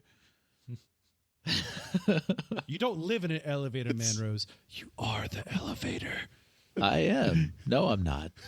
I'm not an elevator. Why would you think I'm an elevator? The best thing would have been, looking back on it, is if he just played into my suspicions and just fucked with me. But like, that's definitely not who Manrose is. I mean, I think when it comes down to it, that Manrose has some kind of special attachment to the elevator beyond just like A vocation. being an elevator operator. Maybe it's actually that the elevator is special. Maybe it's the fact that he is guiding us where we need to go. Maybe the elevator is just a means to do that. Maybe he's actually an elder one, and he just does this for shits. Okay, I'm looking at the camera feed right now, and I see that Adam is writing. No, I'm not. I'm just like playing with my keyboard. Like, This is why he wanted us to talk about this. no, I already know what Manrose is all about. Like, I've had that. I'm a fan of the idea that Manrose literally is just the elevator operator, and it's got some sort of special thing where he goes home, and puts his feet up on his recliner, watches some TV, goes to bed, and then he gets back up and goes to work. But the way the elevator works, like with the key or whatever, he's just always there whenever you need to use the elevator. Maybe That's it's like some my kind of a theory. curse. I like it simple. It's a curse that ties him to the elevator. Whenever the elevator door is open, he just magically gets teleported to the elevator wherever he is. All dressed up, nice. All dressed up and everything. That's why you can't take him to the hospital and then get back in the elevator. They'll just pull him back in. He goes home to his wife, Escalada, and just complains about people are just giving me. I can't do the voice, but people are just giving me so much grief about my job. It's just some days I don't know if I can do it. And Escalada's like, "No, Manrose, you can do it. You have to prove them wrong." They're mocking me with fried foods and accosting me while inebriated. Also, Canon, his wife, is her name is Escalada, by the way. Just throwing that out there. Escalada. Okay. Can an elevator marry someone? An escalator. I mean, although I think maybe one of the more recent reasonable conspiracy theories about it, though, is he's definitely tied to the elevator in some way. He was very insistent that he not be left off of the elevator. Yeah. Yeah. He definitely wanted to be left in the elevator. It sustains him. Maybe it's like Stockholm syndrome. Like maybe he had like one bad experience where he was trapped in an elevator and then like he can't do anything else now except like be an operator. Maybe he has to be in the elevator because the keys are actually a part of it. And when he no longer has a key, he can't really subsist without some kind of extra dimensional connection. And that's what the elevator gives him. Oh, God. I think Manrose is Gerbo aged 300 years.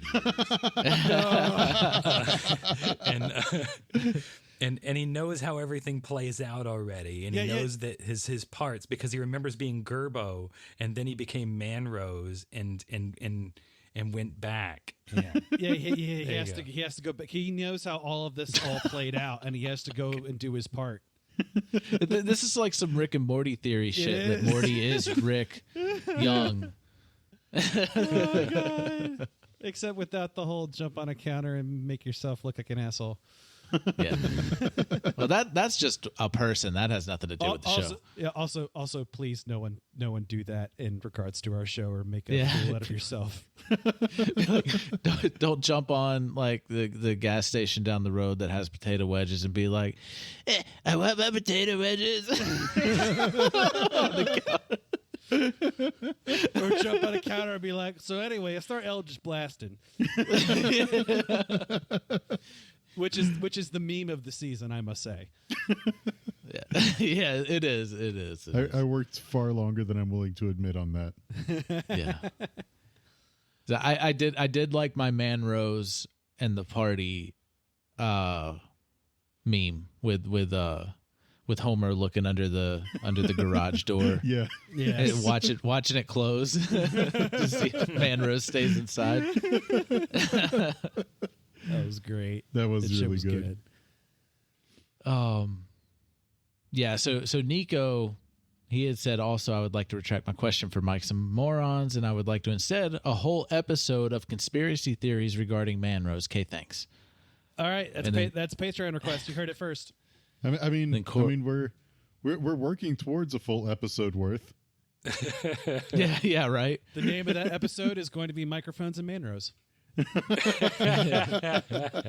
Nico had said, okay, to start, I'm wondering if Manrose ran the whole DDA at some point, but it got too much for him. And then Corey said, does he have a room off the back of the elevator that no one ever sees? And of course, I can't answer these. So it's but like we can thanks for speculate the wildly. questions. No, Yes. no answers. No answers. So it's like this. It's like the sitting room in King of the Hill where he goes to Japan and they've just spent the entire vacation in like the entryway and there's like a whole other suite. Yeah, or like the apartment that Bender has. Bender has, yeah. Yeah. It's like, why would you want to go in there? Yeah, and then Nico asked me last night. He's dead set on wanting y'all to talk about Manrose, and y'all have now. Think the fellas would be cool dropping a theory about Manrose or Gerbo.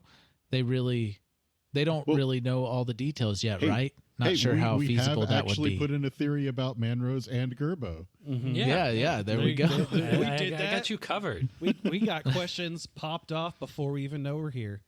Yep. Yeah, we're that good. Mm-hmm. In fact, we're in just a couple minutes. We're gonna tell you how season 2 plays out. But let's get to. Or no, what else do we have left? We did a dreadful recovery. Yeah, we did we at least tapped on the recovery bit. Mm-hmm. Yeah. And each of you coped in your own way. Yeah. And wasted a shit ton of time and let Dalton get the heads up on you. The one thing I did like in terms of the recovery was, all the crazy shit that I did was Victor's interaction in the crypt with Oh, what Bugbert. was the Bugbert. Yes, Bugbert. Yep. That That bit was really I cool. dropped a lot of shit Yeah, you did. on Victor with And that. Victor didn't drop any of it on us. No, he didn't. And yeah, he did. He talked about, he mentioned like, were these people trying to keep the seal safe and all of that. He just didn't mention the flyer until the day of the play. That's all. The flyer. Well, I'm talking about like the whole thing about like your clothes were funny and outdated. Yeah. Mm-hmm. Yeah. Well, Victor sort of glossed over that because he was focused on seals in plays and stuff. And keys. And keys. Like it's a good wisdom score, bad in score. Yeah. Exactly. Not Look, bad. what's in front of me? He was This is focused bad on in front very of different me. things. We have to worry about this because this is imminent, Yeah. The fact that the guy said I was dressed funny, well, I mean, yeah, maybe I'm dressed funny. Yeah, just I won't take it personal. I mean, you do Yeah. dress funny. Yeah. Just a trench coat and And he came from a completely different place, but it's the same place. Mm-hmm. Yeah, these are well, at this point, Victor doesn't really need to explain the fact. these are Yeah. details that are unimportant. See, Yeah. but actually what Yeah. he was referring to was the wrappings. They're very outdated. They look like a mummy. Says the God, mummy. what if that's Those are totally last season's wrappings. what if that's what it meant? I didn't even think about that. I was very cryptic, so Nobody- hey, you never know. Nobody God. does flesh wrappings anymore. It's all cloth now. Come on, get with it. Shit. We don't make wrappings out of flesh anymore. Come on. Yeah. It's all that artificial polyester shit, man. It's the worst. God. And then we hit what was our last Moooorons, which was the All the Rules of Stage and Curtain Call, in which we unknowingly, air quotes, take part in the play and the carnival and the carnival of madness that happens afterwards. Yes. And, We became and- thespians. yeah, and then the sound that happens in the Mario when you're about to run out of time music starts playing. As we proceed Yep. to go and rescue everyone, yes, everyone Everyone important. that was important that we remembered to save. Yes. Cannot stress that enough.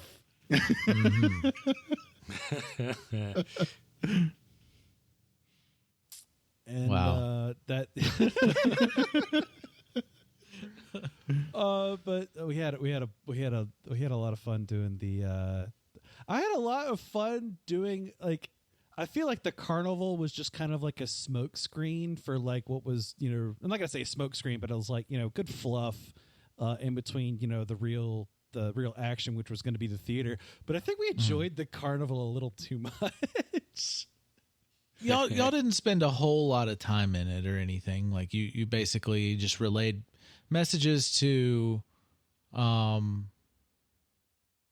Sheriff and the sheriff, Gerbo. and Victor got to talk to Gerbo, who was everything's really starting to go my way. Yeah, it's You know Gerbo's Millhouse in this coming up, universe. Gerbo. what y'all said last time. Everything's coming up, Gerbo. Yeah, everything's coming up, Gerbo. we talked about fair food for Crip folk. Yeah. Y'all did have some fun with that. It was a very short little bit, but It was fun. no, it was fun. And then Alistair got to sneak around.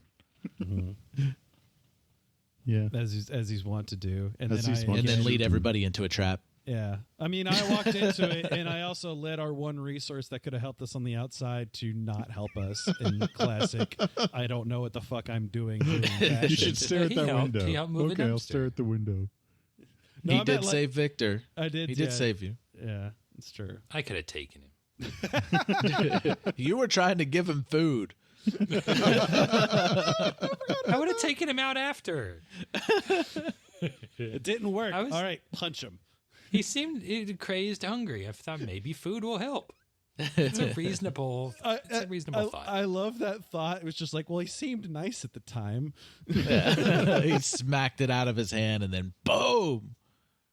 Gets his head blown off by and you know, then we go, Sheriff Shotgun. Oh God, he was such a badass in that whole sequence. Yeah. Him and Shandira right before she got her fucking arm bitten off. I will say that everybody, before really succumbing to dread, was getting a lot of inspiration off of you three, on getting through that, like adrenaline plus inspiration from what you three were doing. I don't think Brackett needed any inspiration. I don't think Luth did any inspiration. That dude was a badass.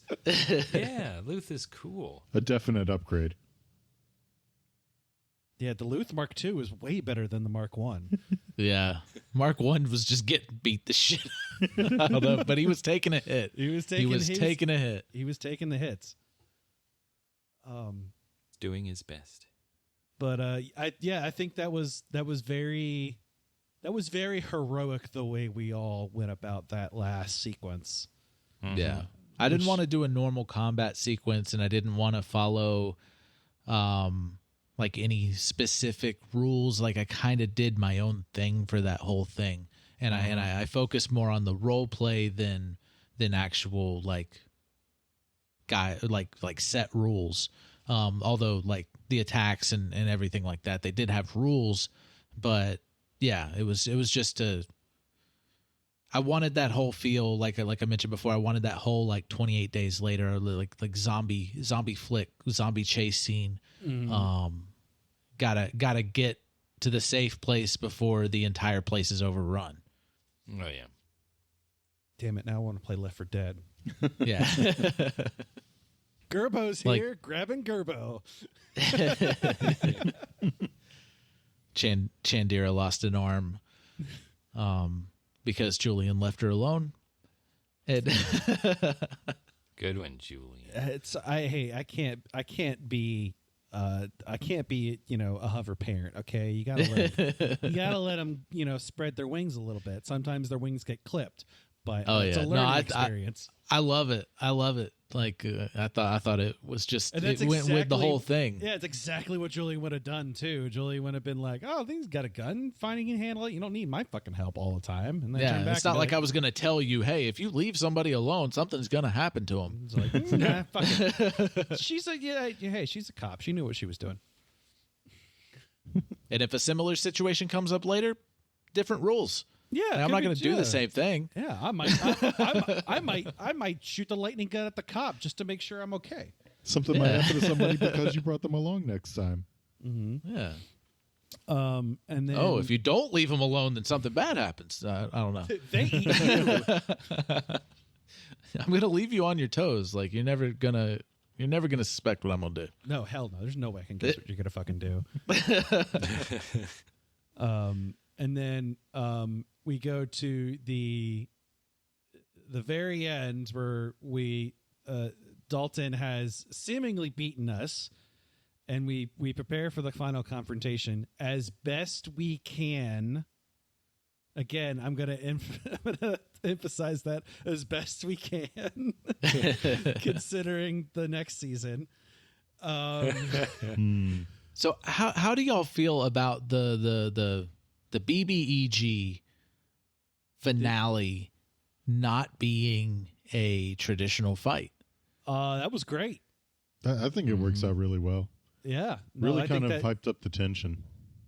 I think that personally, I think that us defeating him right then and there, I don't really like that. I think we need some more interaction, some more confrontation to really build him up as, oh, this dude is an evil fuck. Not to mention, right now all I know is like he's, conniving and manipulative and dresses shitty, but now we know he's a real evil bastard. Yeah. Not to mention, it really kind of fits within the wheelhouse of like Lovecraftian lore. Yes. Because whenever you're tussling with like elder gods and like outer ones and stuff like that, yeah, there ain't pretty much jack shit you can do against them. Yeah. Were it so easy. A lot of the only reason you're alive is because they want you. They're not worried about you. Luckily, we're really insignificant enough to not really matter. Yeah.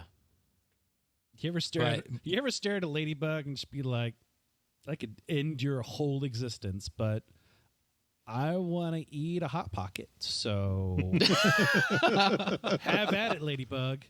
Didn't see that coming. I want to eat a Hot Pocket. I feel like an eldritch abomination would really enjoy a Hot Pocket. Oh yeah, Oh, yeah. totally. Everybody likes Hot Pockets, right? Who doesn't? Burn your tongue on the outside, solid ice in the middle. Whoa. Seems like they're tongue singular. It burns 3/5 of your tongues. Yes. I was a big fan of at the final confrontation that like Victor got to redeem himself just a tiny bit. I know it was probably partially the dice rolls, but the fact that the little ninja star is what got the key away from Dalton. It's because That's the great thing about dice significant rolls. thing. Yeah, the least significant thing in probably the whole campaign, the ninja stars that we got for Victor, is what sort of stopped him. And But we it's your glossed- style. Yeah. I love saying that. I don't know why. Also, we glossed over one of the coolest things that you've done the whole campaign was you willed the raps, as it were. That was cool as shit. Well, I mean, Yeah. Dalton did it, so why not? You try? why not? Yeah. And you had no inclination. You had no like, oh, maybe I can do that too. You're just like, we might have coached you a tiny bit. Apparently, if you get good enough with them, you can like keep portals open. Maybe even open them up. Yeah. There we go. Maybe. But yeah, Now, I will say, you were in the dreamlands in your sleep, and you had full control of your body. yeah, that was Hint, weird. Hint. I don't get it. That's totally not significant. That's okay. There's no reason why you significant. said it just now. No, disregard that. It's not important. I'm still not putting it together. Everyone who is, congratulations. I'm not very good at this. My wife tries to drop me hints all the time, and I'm like, Victor wouldn't what's think wrong? of that. And she's like, nothing's wrong. And I'm like, no, you need to tell me what's wrong. I don't understand what's wrong. Just say what you're thinking out loud so that I can know what's in your head. And then we get to the very, very, very, very, very, very, very end. The end credits. The end credits, the stinger, if you will. Yeah. Of Where Nick Fury shows up. Yes. it's time for me to tell you about the Darkwell Initiative. Wait a second, Nick Fury. It's about time you guys showed Oh my up. god! She doesn't have an eye. Holy shit! Oh my god! You're so right. I just put that together. I made the joke first. Oh my You know what? God. I never thought of that. Oh I my never God, that's made that perfect. connection when I came up with this. Like that's just fucking what I did. Holy But yes, shit, that's so good. wow. Wow. Hey, So it now works. we got to get now. Adam's got to retire the Tanasha voice, and we got to get Samuel Jackson. Sorry, Richard. We've been friends for quite a long time, but don't think for a second I won't totally like remove you from the podcast if we get Sam Jackson. I'm sorry. No. If this becomes like an animated series or something like that, we'll Voiced. hire Sam Jackson to play a female Martian cat. It would be the role I of think his as long career. as the price is right, Sam Jackson's the type of actor to take you up on the offer. No, Yeah, but the yeah. key to this is he plays it exactly as himself. Yes. Yeah, Yes. yeah. There's no coaching or anything. It's just like, all right, you're a crazy, weird looking Martian cat in a Lovecraft universe. Go. Yeah. That's all you got, man. Like, don't even worry about what you are. Just read the lines. Yeah, just read the lines, just do you. Great. And that's So good. Tanasha. It says here that I lick him.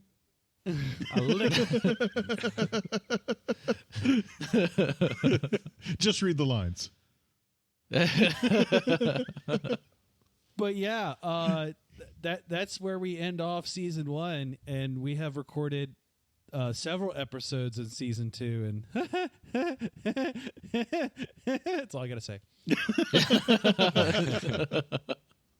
They're already under dread. Oh God. Oh man. But yeah, that's a season and a wrap, folks. It is. We're getting it down to the wire on a very long microphones and Moooorons. Mm-hmm. So which is fine. Yeah, but no. that was expected. But we have Pop more off them questions. Yes, we do have questions. We'll start from the bottom because that was the order that they were asked. Now we're here. On our Discord, but no, I've already answered that. No, Nico said, question for everyone: if they could be in a real play, which play would it be, and what character would they be? I already know the answer to this one. Well, then you Go for it. Because little did you know, I actually have done some actual acting. Like back when I was in high school, I was actually El Gallo in The Fantastics, which was a pretty awesome role, just in general. Narrator / antagonist with like a fight scene and a death scene and like all kinds of crazy stuff. But in any case, if I could personally pick any one role, it would be Tevye from Fiddler on the Roof. And I'll even go you one better. If Alistair were to be in a real play, he would be King Lear. Oh God.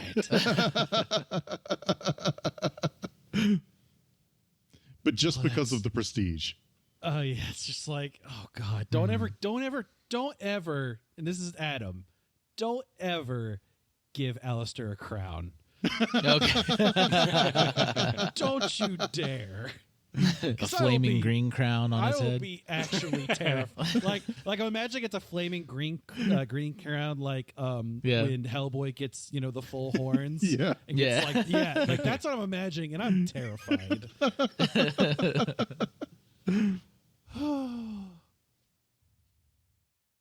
Question. I don't have an answer.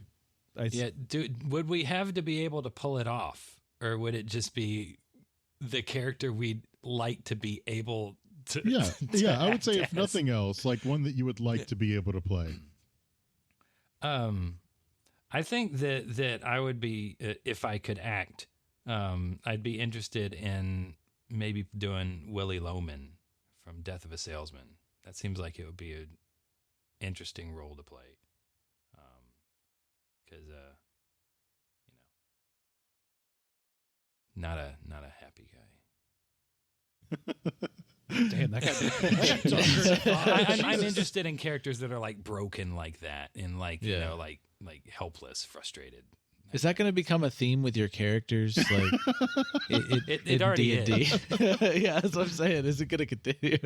I don't know. That sort of character interests me a lot. Like the kind of like a person who's kind of broken and like defeated and feels helpless. I find that kind of stuff interesting to explore. Yeah, it's always fun to explore roles that are completely unlike yourself. Yeah. Mm-hmm. Oh, he said I'm not helpless. Yeah, this is Richard, not Alistair. You would not be saying the same thing to Victor. No. Now I'm trying to think of who Victor would play. Well, I suppose you go with what you know. Ooh, Victor would be the ghost of Christmas Present in like A Christmas Carol. I know that's not technically a play, but I feel like Victor would want to do something happy and like encouraging and stuff like that. Not really a play, but yeah. I'm certain it's been done as a play. Yeah. Oh yeah.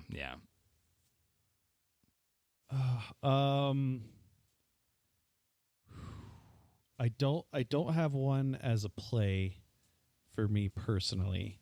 I don't actually watch a lot of theater. I'm one of those lame people. Well, then what about like movie role or a show role?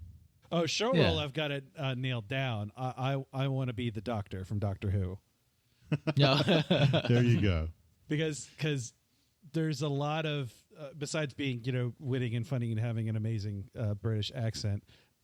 There's also a lot of like emotion and character depth that's kind of played of being like, yeah, you're this time traveling regenerative semi omniscient being, and yet you're also like racked with everything that comes along with that. Yeah. And I think that's kind of a really cool juxtaposition to have in terms of a character. Julian would want to be Tony Stark. Yeah. Julian I would see that. definitely want to be Tony Stark. Yeah.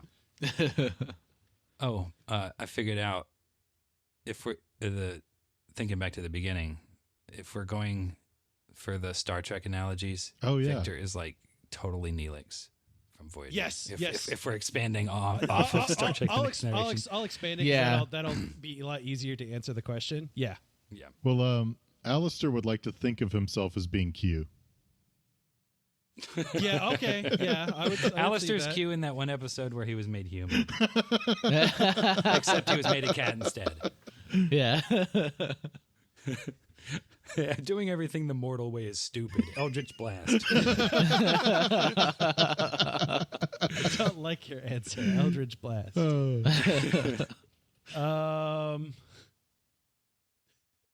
have a really dumb one.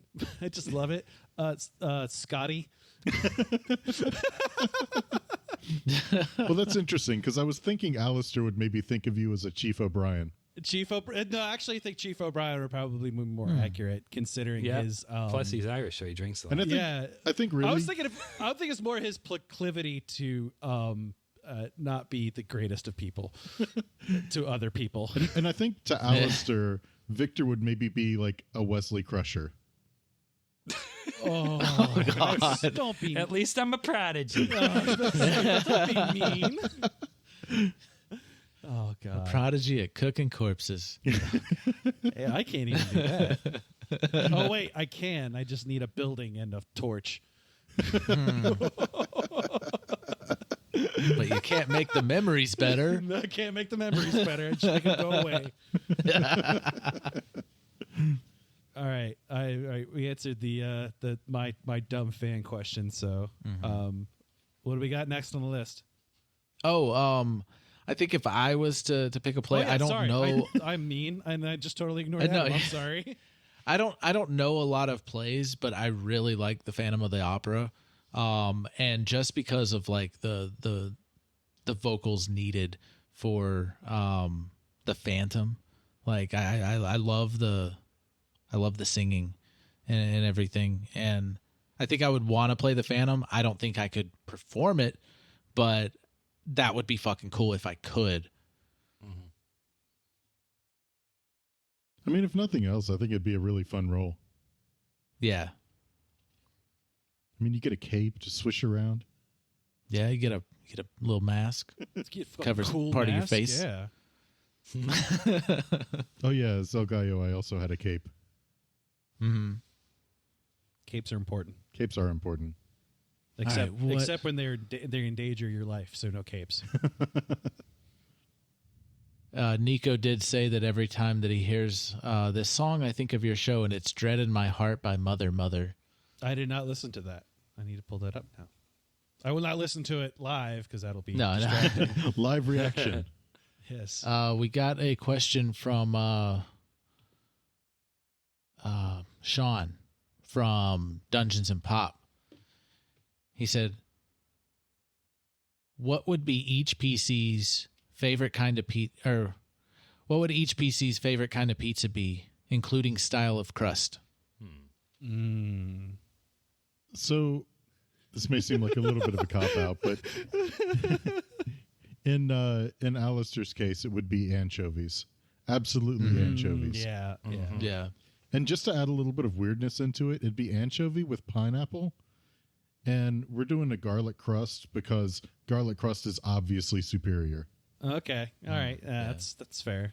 On a It was personal like level, all deep anchovies. dish or hand tossed. on a personal level, I will not argue. Well, mine not PC, but my favorite pizza Just pick would a be- PC. What would What would Man Rose's be? I was say what would Barham's favorite pizza be? Oh, You know what? He would like a thin crust, actually. Like Tombstone. With no, like a made at a pizzeria thin crust, not what you heat up in the oven. Like a bricks. Yeah. And with pepperoni and mushrooms. Okay, I always thought of more That's of my a- favorite pizza, so I just gave it to there Bear. you go. I always thought of him more as like a barbecue chicken kind of guy. Who? I always thought of Barham as more of a barbecue chicken kind of guy. No. Not him. Maybe Gerbo. Gerbo's a barbecue chicken kind of guy. My favorite pizza / Jillian's favorite pizza is a pizza that I can no longer acquire because there was only one place that made it worth a shit in Charlotte, and they closed maybe 8 years ago. It was a place called Narchi's, and they they did sheet pizzas. That was their thing. And they made a white garlic pizza that was to die for. I would try to eat even one of the medium pizzas by myself in a sitting. It was just like pizza ambrosia. And yeah, I would say that would be that would be Julian's as well. But I do like the addition of really nice thinly sliced meatball on top of it as well. Now I'm hungry. Yeah, right. Glad we What we about- did this what at the about Victor? end. Oh, we know what Victor's is. We joked about it earlier. Well, Victor would probably have sausage on his pizza because you could disguise it pretty much any kind of meat and make it sausage, and so it would seem normal. And I don't think Victor would have any sort of special crust. It would just be a regular type hand tossed crust. Yeah, just regular. Victor's not gonna. It's pizza. Victor's gonna save his culinary skills for something else. Pizza's the easy meal. Oh, So, okay. yeah.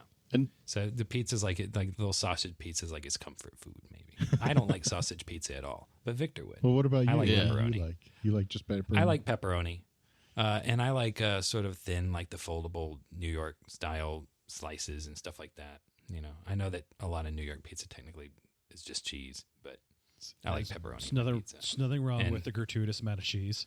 That's I true. like Yeah. I like green I love and red peppers cheese. So Ooh, yeah. on pizza. So since everybody else is talking about like personal likes on pizza, little did you know, I actually worked at Pizza Hut for several years. I did know this actually. Yes, I did. I had no idea. This changes everything. So I had years to develop the perfect set of 3 toppings. All right, you heard it here first, folks. The perfect set of 3 toppings is pepperoni, pineapple, and banana pepper. I know it Yeah. sounds crazy, but it hits It's like good. every taste group. You brought it us a sounds pizza like- one time with that. Like you brought it specifically like this is it. I think Yeah. it was when you discovered it. Yeah, probably so. Like it hits all the taste zones. Like it is just great. And it works on Sounds any like- kind of crust. It sounds like Dalton's favorite pizza. It does have a lot of yellow. It got all does the have a yellow lot on of it. yellow on it, yes. And it has the word banana in it. It does Yep. have the word banana in it. That is Dalton's favorite pizza. Is the best combination is of course Dalton's favorite. Of course. He was seduced by the dark side of pizza. Now me and Max did joke about Victor's choice of pizza. Max said obviously Victor is meat lovers, and I responded with feet lovers. Which I immediately responded with, delete this comment now. Yeah, I don't think Victor plans his meals based on puns. No, like you would have actual like cut up feet or toes or something on your pizza.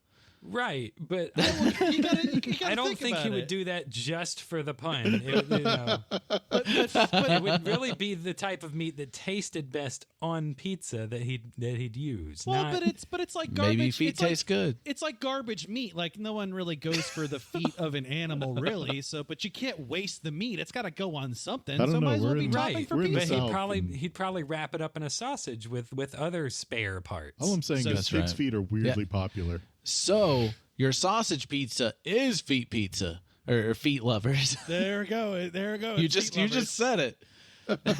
I mean, it's possible there's feet in there. I just love that. Oh God! As soon as I saw that comment, I just felt a wash of Incidentally- disgustingness hit me. Also, Quentin Tarantino's favorite. Oh God! Oh. He's so creepy. Anyway, makes fantastic movies, but man, Chock he's full a of creep. peckers. Chock full of peckers and lips. Peckers. Peckers and lips. Did you just do sling blade? Sling blade? Yeah. Yes. Yeah. French Yeah. potatoes. I like French fried potatoes. I like them with mustard. He looked at that fella on down there. I Some killed folk- him. Some I folks, ate him up. some folks call it a sling blade. I call it a Kaiser blade. Oh no, God! Oh, We've reduced ourselves to sling blade. that's Impersonation. what happened Movies like 24 years old. when the podcast goes for 3 hours. It kind of gets a little. It's 2. It's 2. Oh well. Yeah, it's only 2. It just feels like 3 because it so drags out. Oh God, it's so yeah. Yeah, well, we got a lot to talk about. All right, speaking of Yeah. stuff we have to talk about. Other movies from 1996. Yeah, there you go. Everyone remember Independence Day? That was a great movie. Yeah. Welcome to Oh, Earth, yeah. son. That was a really good movie until I they ruined remember it it. with a sequel. You just go back to sleep. It had Data from Star Trek in it. Yes, it did. Which I did not realize until I was later an adult, and I was like, "Oh wow." Yeah. A second. Oh, but yeah, we have been helping out Cathead Pins. Oh Recently. yeah, I should mention Well, that we've been- plug. I don't know if we've actually helped, but we've been trying to help. Okay, so a good friend of mine that lives, relative close distance to me, and we've been friends for a little while. She has been trying to do, stuff with her art, and she started basically making. She's been doing it for, I want to say, almost a year. But she's got really big into designing enamel pins and stickers and a bunch of other stuff. And I got her to listen to the podcast, and she was, it's like, hey, you sound like an idiot. This is funny. In that order. In that order. Yeah. But she's very nice. I've been following her, and she usually sends me a bunch of stuff or designs and stuff like that. It's like, hey, do you think this is cool? And I'm like, yes or no, or that's rad, or I'm going to buy that. And she through the Kickstarter for the Circus of Hell, and I was like, that's really, really, really cool. Would you want to promote that on the podcast? And she was like, abso-fucking-lutely. And I was like, okay, now I'm going to plug it. And it's the first promo I ever did in my entire life for anything. So, Adam, you'll have to let me know how I did. No, you did great. Yeah.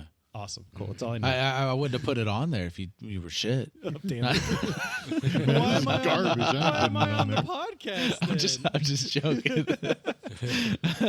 But anyway, no, it was a great promo, and I was gonna record one too, and I was gonna get the other guys to record one, but Max fucking nailed it, and I stuck it in every episode, and I thought it was great. and I really appreciate you doing that, and she definitely does too. There is, I think there's a few more days left. I'm pretty sure. Yeah, it ends on the 11th on 11th, Friday. Yeah, that's what it was. So, when this releases, when will this release? Monday. Tomorrow. Tomorrow. No, 2 days. Yeah, Monday. 2 days from now. So, please, this is both Julian and Max asking if you could go and look at that page, that Kickstarter for Cat Head Pins. It's Cirque de l'Infern. I can't say it because it's French and I can't do Cirque French. de l'Infern. Cirque de l'Infern. I actually listened to like the how to pronounce on Google like 4 different ways so I could get it right for the promo. But then he just kept saying, "Bag it." actually, We just insulted all of our French audience. Yeah. Thanks. What I actually thought to get me through it was the omelette du fromage from Dexter's Lab. Yeah. But please go to Cathead Pens on Instagram or the Kickstarter page, and we'll link it. And there is a ton of different style of pins, and they're all really cool designs. Some of them are like interchangeable. Like there's one that is like the fortune teller with the crystal ball, and like if you actually spin the pin, it will actually show up with like different sayings on it. And I thought that was a cool ass design. Yeah. And there's a couple other things here and there. Check it out. There's a bunch of designs, and we're trying to get as many as or she's trying to get as many as she can unlocked so she can get these all doled out. But it's rad. So I threw in my lot too because I had a specific pin that I want, and hopefully it'll get unlocked. Yeah. And if you're listening to this after September 11th, 2020, definitely go and check out Cathead Pens. Where I got the links in the episode, like this episode in particular. Like go through the links, and I'll put the link tree and the Kickstarter, which I will remove the Kickstarter because it's going to be done on Friday after that day. Yeah. Once the Kickstarter's done, it's done. It's kind of it's an all-in thing. But still go check out the store. Like she still has a store and everything. I forgot to mention that. So yeah, she actually has a store, and like she's got other pins that she's designed and things like that. And she's always previous campaign even, right? I think so. Pretty sure. Yeah, there's just like a backpack that looked cool as fuck. So the backpack she's really interested in. She actually just got a sample of that, and it's this it's a super customizable backpack that is actually designed to it has like a clear plastic part on the back of it where you can actually place in pens. So like you can basically wear all the pens, and you can see, and there's. The sleeve is actually interchangeable, so you can actually pull that sleeve out and put a new sleeve in. So you don't have to meticulously pull off all the pins off. You can just be like, well, I want to do this pin for this occasion, this season, and then I'm going to swap it out with this new one, or I got a bunch of new pins. I'm going to show these off. So she showed it to me, and the inside has like a personal design and everything. It's really rad as shit. I would check that out. I saw the sample, and it was the quality of the actual backpack was like surprisingly good. So definitely check that out. My wife showed it to me because she saw the on the feed whenever she first posted that sample, and I was like, oh wow, that's really cool. So yeah, please, Cathead Pens on Kickstarter, Instagram, and the store page. We'll post the links. I would be grateful. Thank you. Mm-hmm. All right, and I think that's it. Unless anybody else has anything else, we can start wrapping it up with our normal just banter to wrap everything like 30, up. 30 minutes of trying to wrap things up. I think we're at a solid we can wrap stuff we're like up. over 2 hours now of recording. 2 hours 15 minutes. Yeah. Nice. So a little bit over what we normally do. Super big mega season 1 extravaganza. Phones and Moorons. More 4 O's. Okay, 4 O's. We're approaching That'll 5. be the title. Yeah, almost 5. We got to wrap this up so it doesn't hit 5. No, I don't. That's too Hans Mole Man. No, that's too much. But yeah, all music always was want a written show. and produced. yeah. Go Marco ahead, Steven. Go Mazzei. with it. Go with it. At Fallen Highway Studios. So be sure to check him out. Some good stuff. Mm-hmm. Good music. We've talked so much that we don't know what to say. I don't know what to say anymore. Please visit us at www.microphoneandmonsters.com. Make sure that our voices line up there. Okay. Yeah. Editing. All It right. shouldn't be that difficult. And then No. we'll save the best for last. Adam, you want to talk to the audience about the fantastic store that is now currently live? Yeah, we do have a bunch of new items. We got season 1 art done by Bitey. Link in the description. And I've been posting about it all over the place. So if you don't know, you know now. Just awesome artwork that we have put on shirts, posters. You can even get a blanket Phone covers. with the 3 characters. Phone cases, like all mugs, coffee mugs. And really cool fucking art. and It's and really you know what? great. Victor on Let's it. get a little crazy. If there's something you want that's not there on the store, let us know and we'll see what we can do. Get Yeah. a life-size cardboard cutout of Victor Stodge. Put in your own home. You joke, but it's on the way. It's totally something we can do.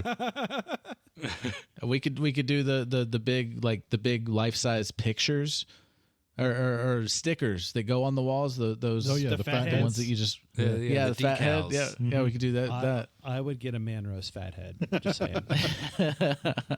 And stick it in an elevator. Oh, Oh, oh man. Holy shit! that's Like how we- I'm that's not for don't like deface property or anything like that. But it would be funny as shit. that is some. And I'm not guerrilla marketing endorsing right this. there. Guerrilla If we marketing right there. did artwork of Gerbo and then put out stickers of Gerbo and then people sent us pictures of Gerbo and pictures or stickers of Gerbo that they put in Yeah, elevators. Where does Or man But don't deface Gerbo can be property. in elevators too? Oh okay? my god, Manrose, yeah. Holy shit. So Yeah. something. So The Gerbo man rose theory is true. No. something that can be done. I believe. And I might just do this just as a fun meme. You can get customized pops, right? No. I know that Yes. people do them. Yes, Well, yeah, people make them. Not you can get them customized. that's more like from an Etsy thing. them. Oh, Yeah. okay, I think okay. there might be a way you can get like a very generalized custom So one I- like so at I- the so I- Funko store. But One of my buddies who streams got basically one of his subscribers sent him basically a Funko Pop of him as the streamer. Oh. So that got me thinking about an elevator and a Funko Pop. That's all I'm gonna say. send me a custom pop of Victor. That would be cool if we got I collect pops. I would love Send to have us a Victor anything. pop. Jesus, if we had an official pop of characters that'd be and fucking there's like rad. different lines like Well, that one D&D podcast has them. What's that one? Max is always talking about. what Critical Role? Yeah, Yeah, of course they're they pops. have it. Yeah, they're like the god tier. the of, top. Yeah. Of course, Yeah, so we're like one step below them. yes, exactly. and Alistair's even I set up wish. for it because you can have like the normal Alistair, and then you can have like the Alistair with the streaks, like as like Yeah, a the special Chase limited Alistair. version that's only sold in like GameStops. Alistair with Eldritch Blast. Yeah, Yes. yeah, there we go. Victor with a human nose. No detachable human nose. Victor with human eyes. Or no. You like the little tear. Here. Oh. Matthias. And then Matthias with Shogun. with Shogun just explodes. And of course, you can't forget the special edition man rose with potato wedges. With potato wedges. Yep. All right, but yeah, I think that's it for microphones and morons. We got big dreams. We want to be Funko Pops. And as of this recording, thanks to everyone who has supported us, we hit 5,000 downloads. We crushed 5,000. Yeah, it wasn't even like we just hit season it. We got it and some change. Yeah, a lot of change. we had almost 200 downloads the day we passed 5,000. Which was nuts as shit. It's like you all guys day so long. much. Keep telling all your friends. Yes, please. And sharing like the tweets and the episodes and the webpage. Like we're so grateful that you guys are like, because it's you guys. You know, it like I mean, Adam's doing his little Twitter thing. It's his little Twitter thing. I mean, yeah.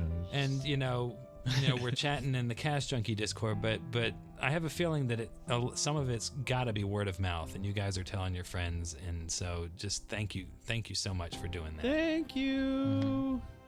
I'd probably say like most of it's probably word of mouth, just retweeting and all that kind of stuff. Because, I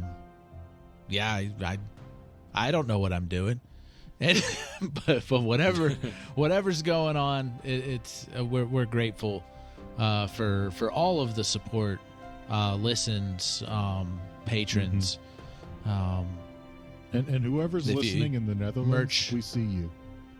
Oh, we see you. We're charting in the Netherlands. We see you. We thank you, and keep letting people know. Your chocolate's very good. We do have new Patreon tiers up on Patreon, and more's coming soon. I may have the first one that I'm adding finalized before this episode comes out, but bear with me. I am doing a lot of stuff right now involving season 2, setting up Patreon, creating a store with our merch. Doing the store stuff, editing. Like there's a lot going on right now, and I'm scheduling out each individual day on what I'm doing. So it's all coming together, and I will get to take a break, hopefully, after the 15th of this month. Hopefully. Although by then we'll have more other than prep. Edit. And then I can focus on us playing. That's my goal. I want to focus on us playing and have everything else done, and I can actually take a breather, and I'm not just working constantly. Yeah, we got to get rid of all this admin stuff so we can get back to his real job, plotting our imminent demise. Yeah. Which, we're back to playing next weekend. Oh, man. So, yeah. We had a long break from playing, but I did not stop working the entire time, so... yeah. It's fun, though. I love it. I love doing this, and this is perfect. I'm having a blast. So absolutely. You take it or leave it. I mean, it's okay. No, it's great. It's great. It's always good to look forward to. Well, and on that note, I think we'll say bye. Yeah. Bye, guys. Thanks a lot. I think that's it. So thank you. Farewell, Auf Wiedersehen, goodbye. All right. Bye, everybody. Thank you so much. Bye. We love you. And you said you didn't know theater. Get ready. 3 days away from... It's 4 days away from Season 2, Episode 1. Well, it's going to be Episode 54, but it's the first episode of Season 2. Because it's all just one continuous story. So, we'll see you on Friday, or see you on the next episode. See you next time when Max plays the entire Von Trapp family. Oh God, I don't have the range.